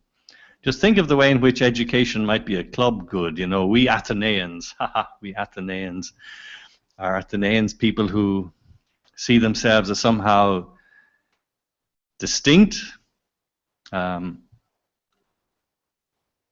belonging to a club from which others are excluded. So definitely a school place is a private good, and the certificate, the certificate you'll get at the end, your BA or MBA or PhD, this thing that you can hang on your wall is a private good. It's yours, it's not anybody else's. Nobody else can have it. So we make a distinction between certification and education. And it's important, therefore, to recognize that when I ask the question about is education a common good, I'm not asking is certification a common good, because definitely it is. But in what sense? Certification is a common good in that it is the cooperation of teachers, of administrators, of the people who run schools, that their graduates should end with a certificate that testifies to the quality of their performance, and that certificate be worthwhile, be worth something. Therefore, that its standards be recognized as certified and accredited.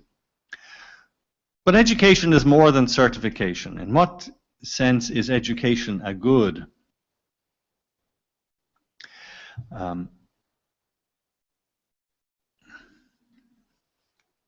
Think of knowledge and skill.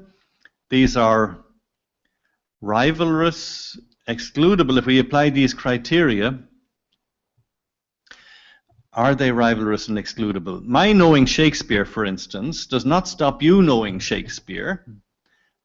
And if we add another fan of Shakespeare to the world community that loves Shakespeare, it doesn't reduce the amount of enjoyment of anyone in their reading or watching of Shakespeare, but in fact is likely to increase it. So applying these criteria of rivalrous and excludable, we can expand the community of those who like Shakespeare without any diminishment at all in the good that is enjoyed by people who already know and enjoy Shakespeare. And the same would be true of many of the fields of study all of the fields of study that we engage in. In medieval philosophy and theology, intellectual goods are essentially common. They're not like loaves of bread, that you can only share by having less for yourself by giving more to others. The more you give away, in a sense, the more you have, because you have got a society of people who share with you an enjoyment of the good that you've already shared with them. The sharing does not diminish the holding anyone has of knowledge, of truth. That's why the medieval theologians will always have spoken of the good as being self-giving, self-diffusive, and that would be true of love, true of knowledge. So if we think about that, knowledge is something we can share without loss, without having less of what we've given away. Why would we make some intellectual goods private property? Intellectual goods are essentially common. Why then have intellectual property rights? What are our reasons for treating an essentially common good as a marketable private good?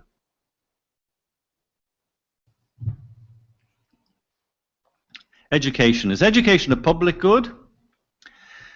Remember what a public good means. It's non-excludable, non-rivalrous. It's like the street lighting. Once we have street lighting, we can't exclude anyone from standing under the street lamp, nor is anyone deprived when others join the group under the street lamp.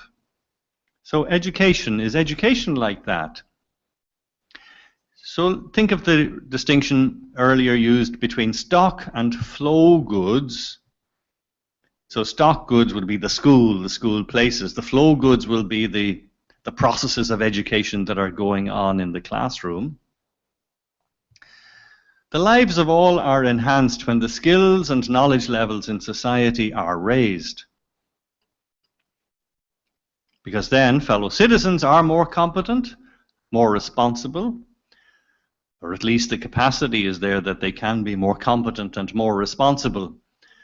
Officials, bureaucrats, professionals are more balanced when they are more educated and more resourced and possibly therefore more sensitive, more capable of compassionately entering into the conditions of the people that they serve. Martha Nussbaum is worth reading on these questions of the importance of a liberal education for the political community. Her book, Not for Profit, is a little book defending liberal education against the pressures of the economy in particular. So is education a public good? Well, who are the agents? The founders of schools. It is their common good, the end of their collaboration. There are the participants in a school, the administration, the faculty and students. There's a common asset which they take for granted as a stock good because it is a condition for the flow good of the educational process itself. And the wider community. For them, for the wider community, education is a condition for social, economic, and political benefits. we often speak of the stakeholders who would have reasons to uphold, protect, support, promote schools as deliverers of education.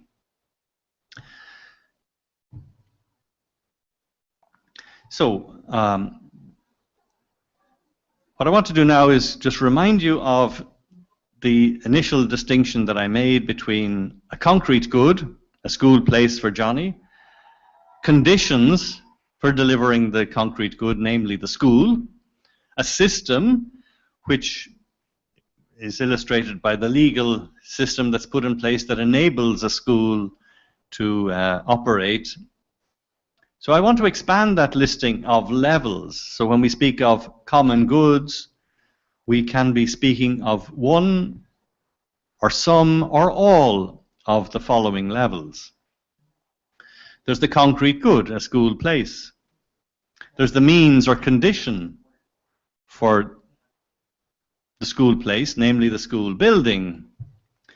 And there can be a system that is exemplified by the legal provision, the law that makes it possible for there to be schools offering education, certification.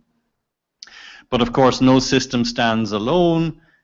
There's a system of systems, the systems that include the training of teachers and the accreditation of schools and the validation through quality assurance, as well as all of the other supplementary systems of architecture and engineering and provision of infrastructure so that a school can have its place within an urban landscape or a rural landscape for that matter. Heuristic is a big word here, but I think it's very important. We have disputes. I hinted at some of them earlier. Systems of accreditation. Systems of accreditation are disputed. Many academics feel, certainly in the British context, many academics feel that the way in which their work is being evaluated is inappropriate. It's seen in terms of criteria that don't apply. For instance, criteria are taken from some of the sciences that are able to generate financing from private enterprise that want to get new products to be marketed, and so they fund research. And then other departments are expected to come up with similar funding for their research, but it is impossible or inappropriate. And so academics are complaining about some of the assumptions of the quality assurance and evaluation that goes on. And so there is a big debate about that. And the debate will have people on both sides. And the debate is ongoing. It hasn't been resolved. But when people are engaged in the debate, they have a question that they want to have answered. What is the appropriate form of accreditation or evaluation? So we say a heuristic. What's happening, guys? Huh?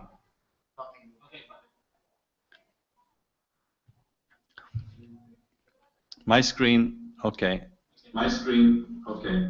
My screen, okay. My screen, okay. My screen, okay. Huh?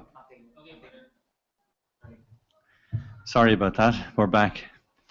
Heuristic names the outcome of an ongoing debate. We don't yet know what the outcome will be, but we know we don't want the wrong outcome. We want the right outcome. We want the answer that will actually answer the question.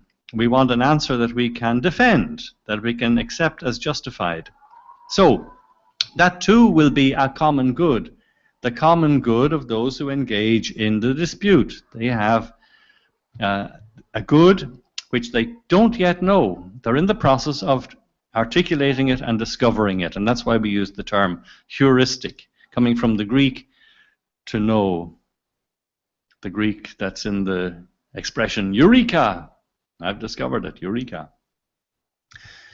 Our common good can be the vision of the good in inspirational language. So think of the way in which at commencement, at the graduation ceremonies, the presidents of our universities will make fine speeches about the value of education in inspirational language. Well, that is naming our common good, definitely, the good of the institution that we collaborate in, but that can also have a religious formulation. There can be religious versions of that. When we speak about human fulfillment, that can have a religious expression as well, because the human fulfillment can be understood as communion with God. The common good can refer to the good, the point of collaboration of a union or federation of cooperating states, which would be a combination of all those previous levels, of the concrete good and the conditions and the systems and systems of systems and the outcomes of disputes. So examples of the European Union or ASEAN or the United Nations, these are institutions, organizations that have got common goods, and the common goods they have won't be reducible to just concrete goods. They will be this complexity of systems, and even more, because there is the shared meaning which sustains a practice. So practice in the sense of an ongoing activity of cooperation. We can't cooperate unless we share meaning. And the meaning that we share, we sometimes have to work at deliberately to correct it, improve it, repair it. And that's one of the functions of a university, as I will elaborate. The characters of our co-participants can be part of our common good. We want it to be the case that as we collaborate together, that we are honest with one another, that we're truthful, that we're reliable, that we are trustworthy. Think of the assumptions that the team from the Philippines will make in entering negotiations with China. What is it they would want there to be among the opposing side in terms of virtue and character, and vice versa? You know, these are things we would want to have, and therefore they can be part of our common good. And finally, social imaginary. This is a term you might be familiar with from Charles Taylor. It's basically the idea that for any society, for any form of social life, there is an image that sustains the social activity, the practice. From the Enlightenment, it was precisely that, enlightenment. We are on the way to being enlightened, to progress, to fulfillment and development. Maybe there's another social imaginary that operates in a world dominated by the market, by consumerism, by possessiveness. What about the university as a common good? Some final slides. Universities do fulfill a function in caring for the shared meanings, sustaining all levels of the political community. And that's a reason why universities belong among the common goods of liberal democratic cultures. The political community might continue to enjoy the social capital inherited from the past without being aware that that social capital is being exhausted, consumed without being renewed. We benefit from the work of our predecessors. We, as it were, have inherited from them a capital that we can exhaust. And it is the commitment to renewing that capital and making it available to future generations and to the succeeding generations that is the role of a university and similar social civil society organizations. Looking back at that list of things that can be our common goods, there are points of conflict and dispute. And that's why I've used that term heuristic, just to name that some of these disputes are still open. We don't yet know what the good outcome will be, which is the reason why also I am cautious about simply speaking of the common good. We don't have a clear answer to what is the common good. You might want to correct me on that. You might want to say, well, oh, we Christians or we Catholics do know that our common good is God, is our life in God, the communion to which we are invited with Christ in the resurrection. And I agree that that is the case. But I also point out that that is not what is known by all our fellow citizens. And it is not what is known and agreed by those with whom we collaborate in maintaining education systems or legal systems or our state or our international organizations. So the common good that we can rely on for that collaboration is disputed. We have different visions of what will be human fulfillment ultimately. And therefore, it is not the case that we can simply say, this is the common good. But we do have enough in our knowledge to be able to rule out certain candidates from qualifying as common goods, because we have two criteria that are rooted, first of all, in what is the nature of the good, and secondly, in what is the nature of the common. So actually, it's the reverse order that I have down here. From what is common, if we are systematically excluding some people or some group from a share in the enjoyment of the goods for the sake of which we cooperate, then our cooperation is not for a common good. Now, if the systematic and arbitrary exclusion is taking place, then some are excluded, and where there is exclusion, there is not common good. But similarly, where some dimension of human good is systematically excluded, then whatever resolution we arrive at will not be for our common good. So where education focuses only on the needs of the labor market and providing people with marketable certification that they can get jobs, then we will want to say, look, there are whole dimensions of human well-being that are being neglected by this exaggerated concentration on the economy and on the labor force. And so dimensions of the human good are neglected. And so that kind of resolution to a conflict, to a dispute, would not be satisfactory. So what I've done is looked at categories of economics on public goods and private goods and tried to argue that the language of common goods coming from Aristotelian practical philosophy is not totally incommensurable with the economic categories, but they should not be confused. They have to be kept distinct. Not all common goods are public goods. Sometimes it's possible to talk about private goods as common goods because they are the objects of cooperation of some people. So I've tried to show how the two categories can be linked together with the caution that they not be confused. So I thank you for your attention and hope this has been of some use, and we still have some time perhaps for public forum. Thank you. So thank you very much, Father Pat, Father Riordan, for the very comprehensive and substantial presentation on the topic. I suppose we're now ready to raise questions or clarifications. So at this point, I'll be requesting our moderator to take over, Mr. Renz Marion Caras. He is from the MAP Law program.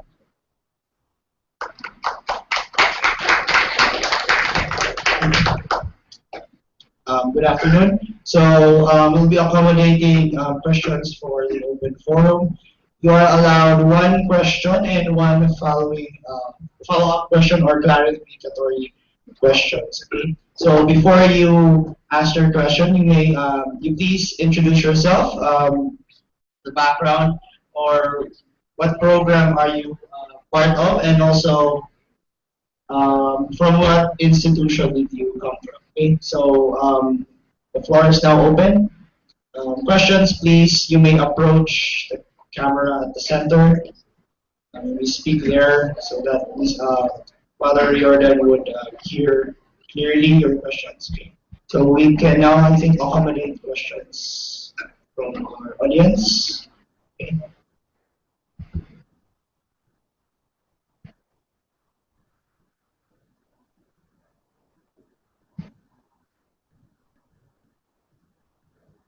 Anyone? This is a rare opportunity for you to have certain clarifications regarding the topic of common goods. We now begin and ask questions regarding the topic. Do we have anyone?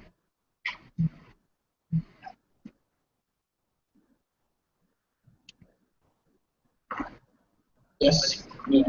Um, no. May microphone. Okay.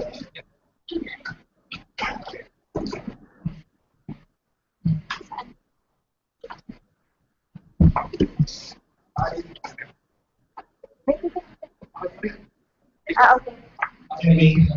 Tingnan mo sa Okay. Parang interview ito. Good afternoon, Father. My name is Pamela Pardo.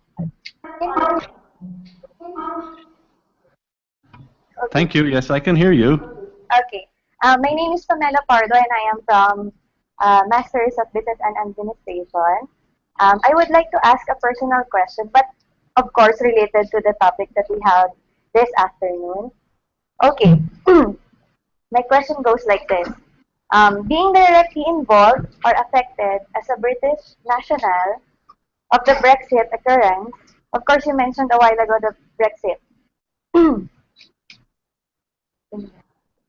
What is your opinion of the common good which was fought by Brits who voted yes to Brexit?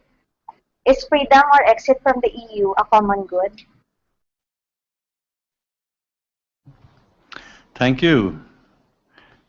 Thanks for the question. So if I've understood correctly, you're asking about Brexit and whether or not it is a common good of the United Kingdom to leave the European Union. Is that right? Okay. First of all, I'm Irish. So I'm a citizen of a republic, just like you're citizens of the Republic of the Philippines. And Ireland remains a member of the European Union. So it is a point of great disappointment to me that the United Kingdom has voted to leave the European Union. I can try and understand the reasoning behind the majority coming to this decision. To a large extent, they were misled by politicians who thought that British sovereignty had been compromised by being a member of the European Union. But in the European Union, states pool their sovereignty. They don't sacrifice it, they pool it. And all of the agreements that have taken place have been with the agreement of the British Parliament. And traditionally within Britain, it is the Parliament which is sovereign, not the people. So one of the things that is extraordinary for me is the way in which the language of republicanism is now becoming the dominant language of politics in the United Kingdom, because people are talking about the sovereignty of the people. The people has decided to leave the European Union. And this is a new development from the past, when it was understood that the Parliament was sovereign. So this is curious to see where it is headed. I regret very much the decision that was taken. I think the hopes that people have of greater economic independence are misguided, but only time will tell. Already you've seen a fall in the value of the pound, you've seen a fall in some commercial and business indicators. There is a lack of confidence and assurance about what the future will be, so investments are not being made. So I think the British society is going to discover how disastrous this decision for them will be. Perhaps that's enough for me to be able to say that it's still a controversy. The fact that the majority has taken this line does not entail that it is automatically, therefore, good. It has been their common good, the common good of the majority in determining this is what they want to achieve, but because it has been their common good does not mean that it will be a common good of the whole society. It might end up being a common bad. Now, just like in my example of a school can be a public bad, because it's not communicating truth, it's not facilitating liberation and autonomy, and therefore the common good of the collaborators that put the school in place may contribute to a common bad of a whole society. And that's what I would suggest is happening in the British Brexit situation. But that's my view. And like all such views, it's controverted, and therefore we can only speak of a heuristic. At what point will we come to the conclusion where we know it all and we can say definitely this is what has happened? It's a long way in the future. But thank you for the question, Fidelma. Thank you very much, Father. Actually, I asked this question because, of course, it would greatly affect the business and administration of Great Britain as a whole. Can you just repeat that, because I didn't understand what you just said. Just repeat it, please. Thank you, Father, for your answer. I just asked this question because I think that there is a great effect of that decision to the overall business and administration of Great Britain.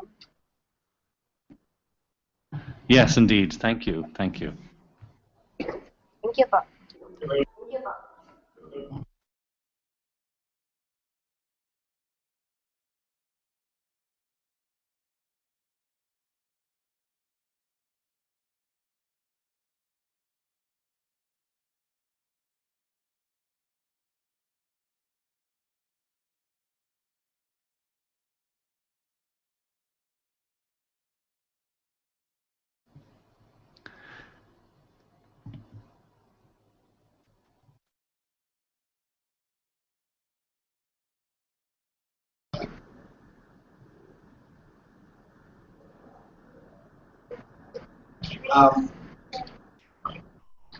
Good afternoon, Father. I am Renz Caras from the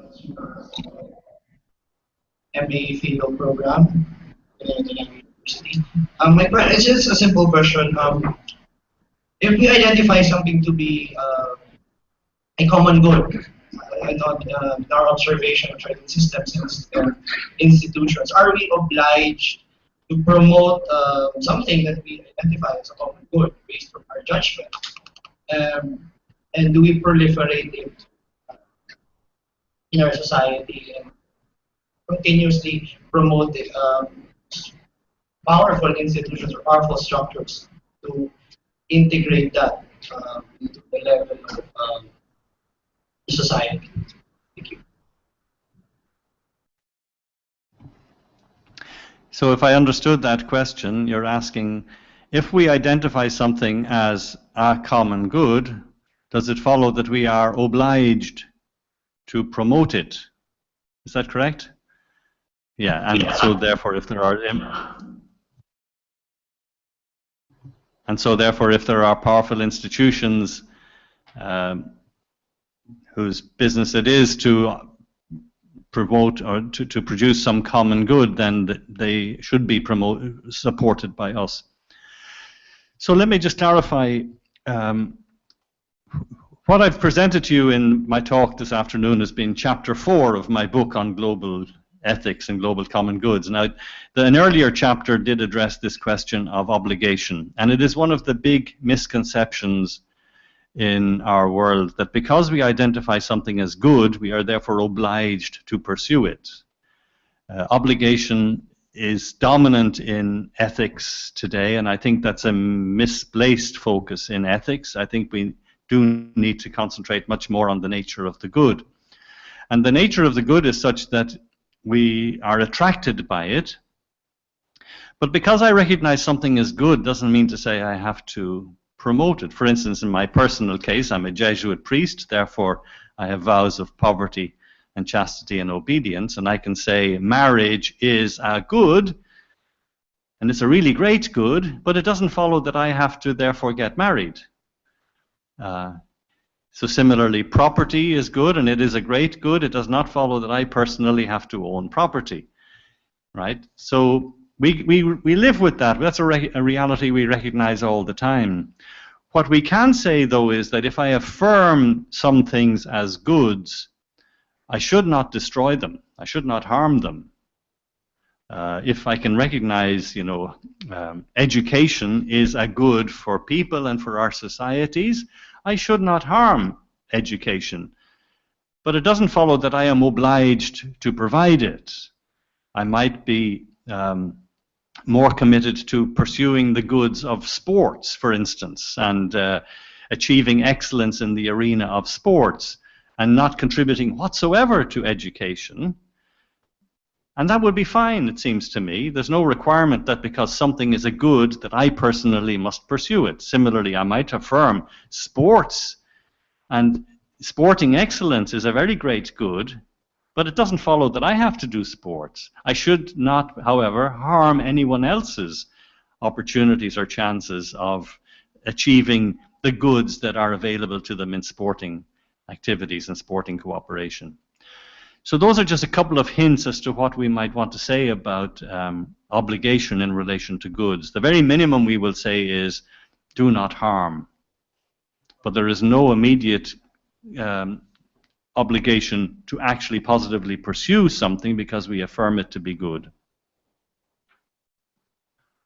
Does that help? Yeah. Thank you very much. Anyone else from the crowd? Yes. Sir.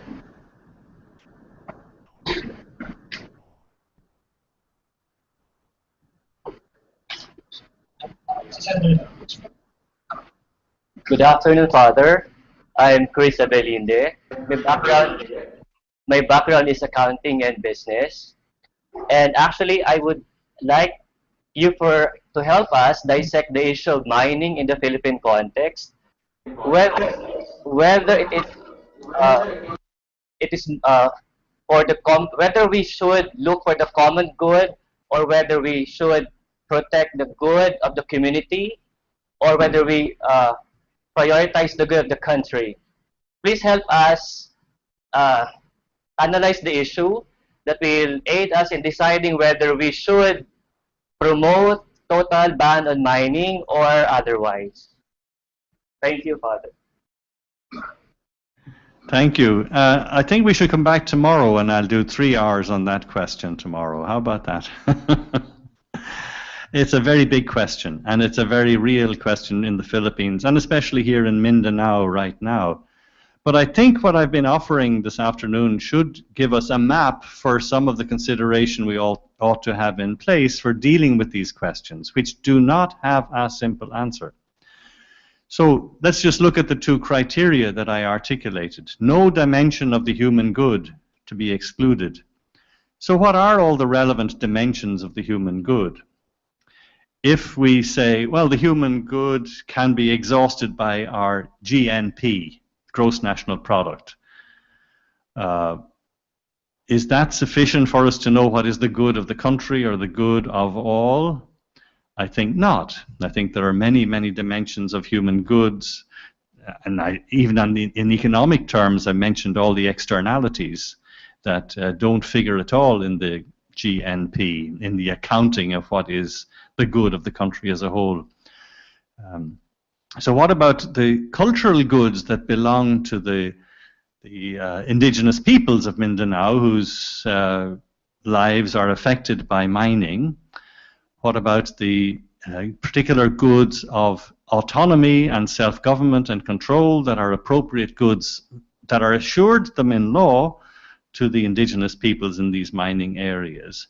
These are also among the goods to be listed in the total set of goods that we have to bear in mind in coming to the decisions about what is appropriate.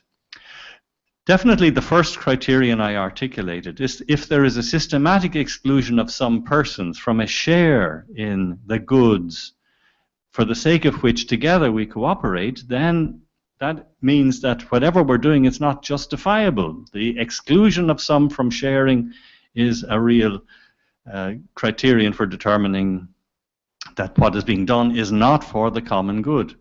And I think there is plenty of evidence from the history of Mindanao to show that communities here, and especially in those areas that are affected by mining, there is good evidence to show that people have been effectively excluded from a share in prosperity and in well-being in the country. So there is a case there that has to be made. Now, obviously, the making of that case can't be done just in a few slogans, and it can't be done by just a few short answers by me, but what I'm offering, I think, is a mapping out of the scale of the conversation that has to take place. And I hope, as I say, that helps. I recognize how limited that answer is, but it is programmatic.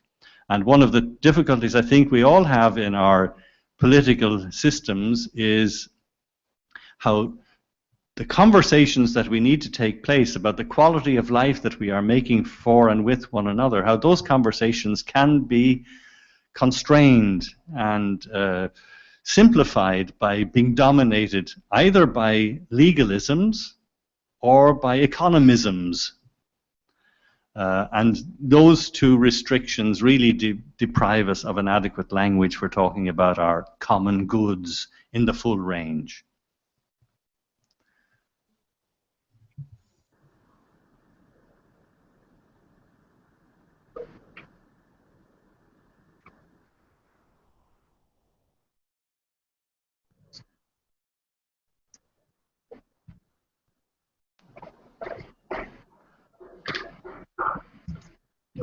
Father Pat, good afternoon. I am Pepe Rubio of the Graduate School, College of Business and Administration. I would like to ask a practical, perhaps, answer from you concerning our appeal to common good. A while ago, you were mentioning about the problems confronting our appeal to common good, especially on unequal sharing of burden. First, there are people who have different ideas about what is worthwhile to pursue or what constitutes a good life for human beings. Another is we might have our own efforts, but we see others are free riders. They do not take part in our efforts of doing so. There is also a problem of individualistic personality or behavior, which people are simply free to do whatever they want, and we cannot force them to support us. My question really is, for us in the Jesuit Business School, particularly here in the Ateneo de Naga, what kind of practical response, proper disposition can we do when we are confronted by problems of unequal sharing of burden? Thank you.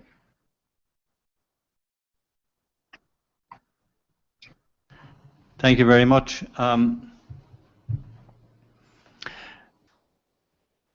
Well, I listened to your question, and as you put it, you spelled it out in quite a bit of detail, and I think I would need to listen to you a lot more just to understand what are your real concerns there, and then what might be the best response for you. I mean, because you're asking about what you are going to do and what people in Naga or people in the Philippines are going to do.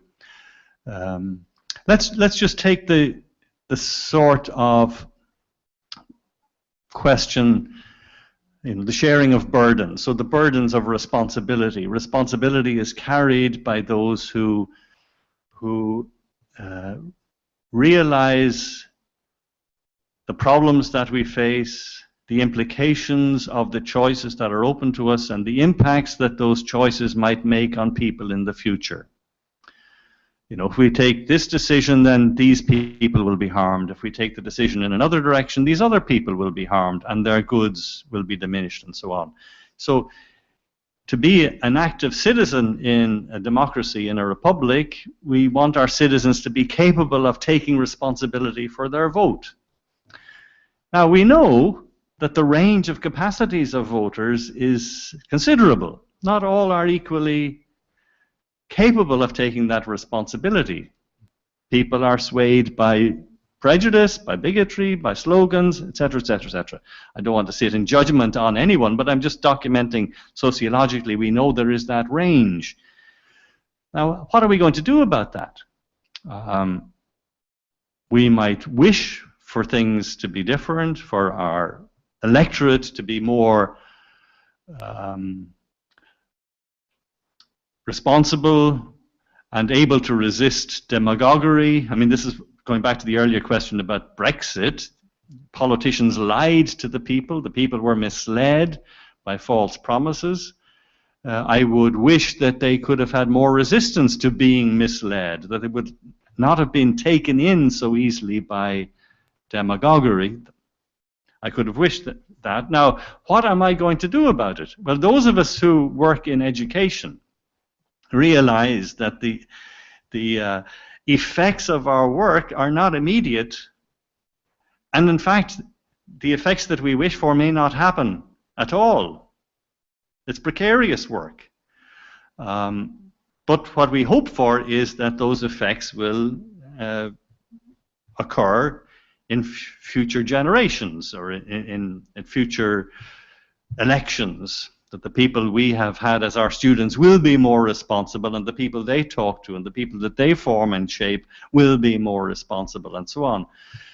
So that's the kind of thing that I would begin to say in answer to your question. But just to reiterate what I said earlier, I think I would want to be listening more carefully to the way you see the situation and how you would map it out, and then to focus in on where you think the priorities are, where the school, or educators, or political parties can invest their efforts to improve from where we are now to where we would like to be.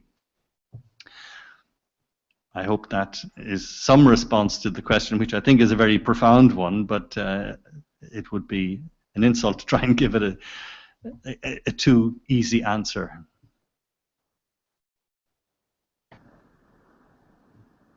Before we accommodate any further questions from the audience, this current audience, we would just like to ask: are there any students, or are there any questions from the Gokongwei School of Business at the Ateneo de Manila? As I understand, they are also connected this current conference.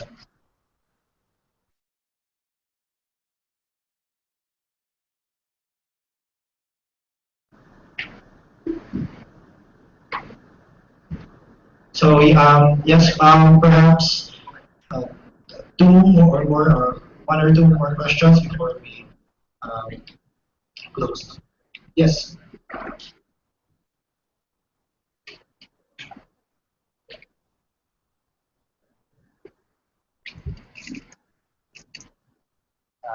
Good afternoon, Father. My name is Ken Ampongan, taking up Masters in Public Administration. My question is, with the start of the Duterte presidency or administration, according to the PNP crime statistics, the crime rate has gone down with the intensified crackdown of illegal drugs and the rise of the so-called extrajudicial killings, instilling fear in the minds of criminals and would-be criminals. Can we consider this result as a common good?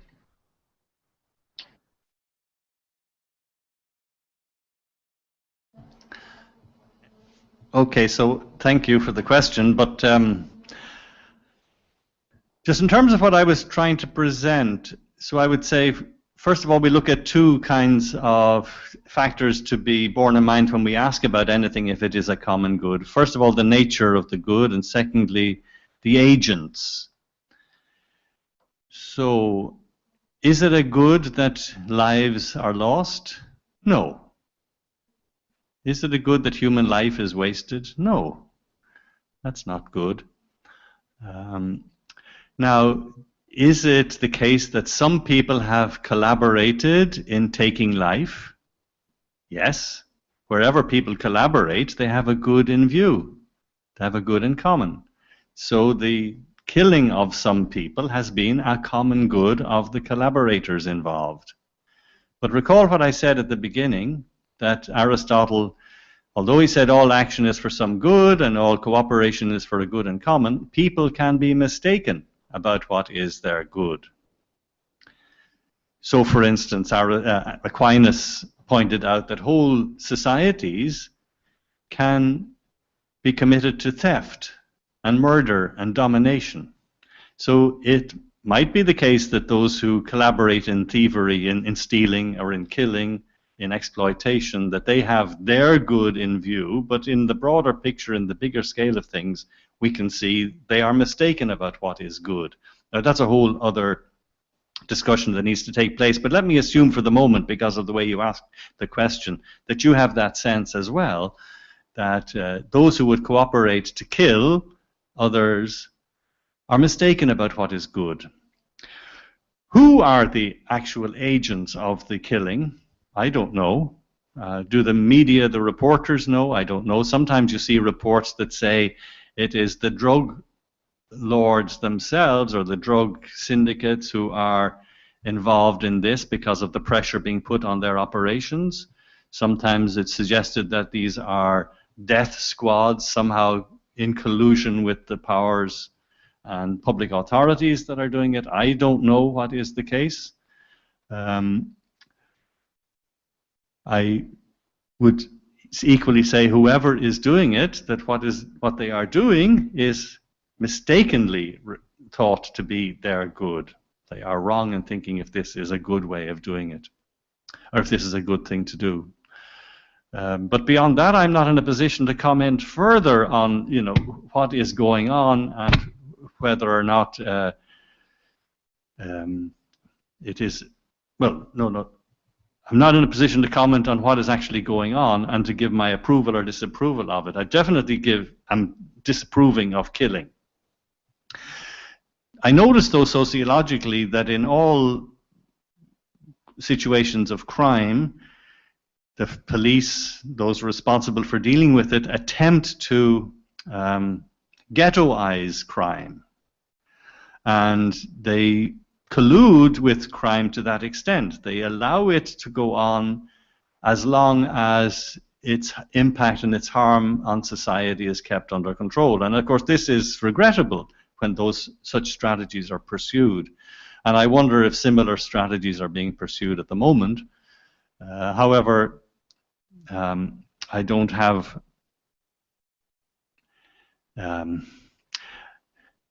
a solution as to how you can change that mindset of the police or public authorities in managing crime sociologically. I think the kind of political campaign of President Duterte in making it clear that he will not tolerate the exploitation of poor people by any people by the drug lords and their operations.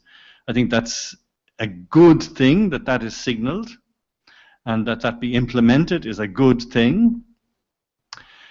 And I certainly hope it can be implemented without violation of the law, and certainly without the taking of life. But I'm afraid that's as far as I can give a coherent answer. I just remind you then that my answer is...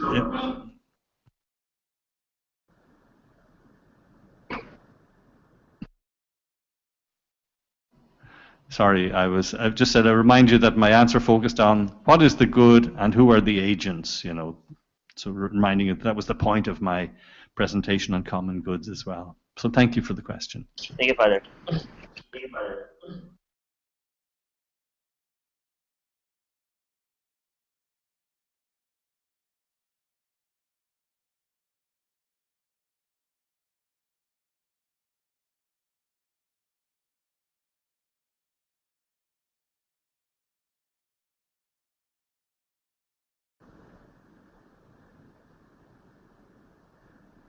Okay, I think that's good enough.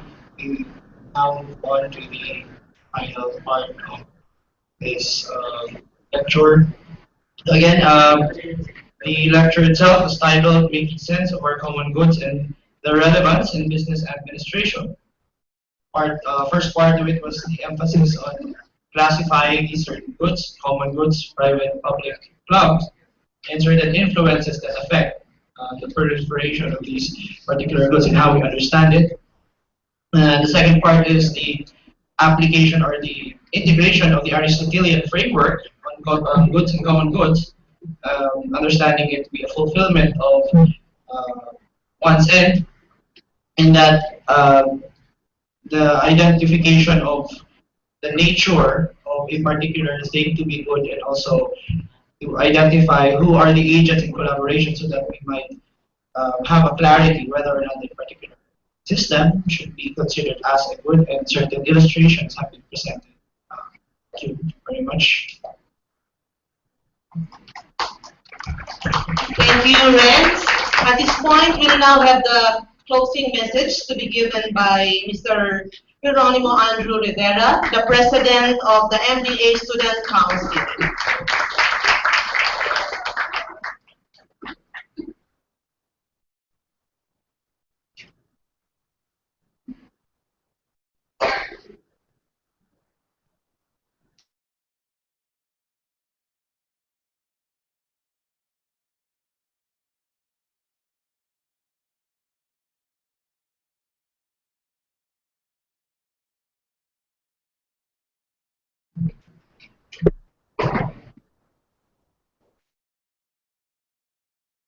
I would like to thank them for coming here.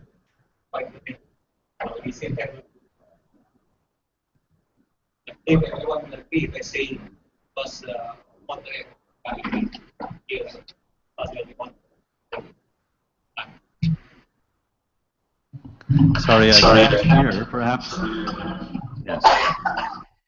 A big thanks to Father Patrick Jordan for spending time with us and sharing his insightful thoughts on the topic.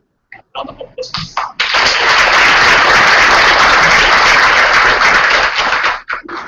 Thank you very much. I'd like to thank as well the Ateneo University for being the web host for this video conference through the leadership of Mr. Bernie Hereza.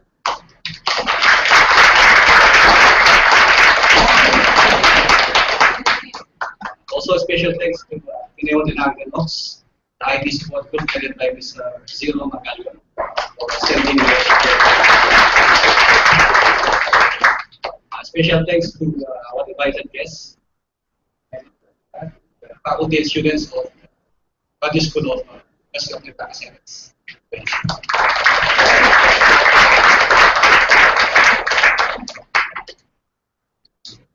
And thank you to the MBA, and MBA students of ADU for participating and helping organize this talk with success.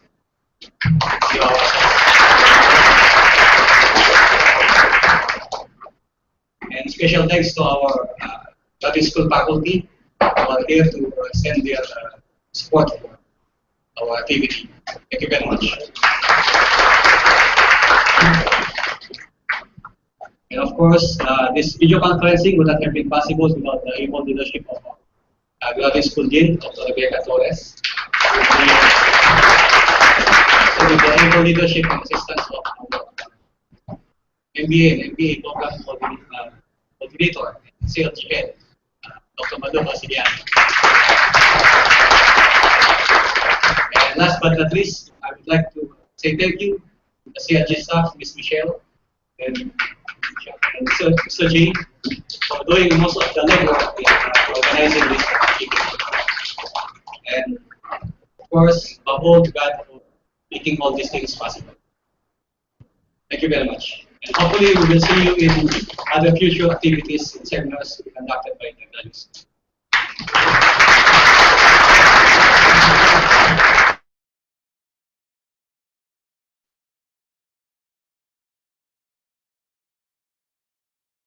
Do it again.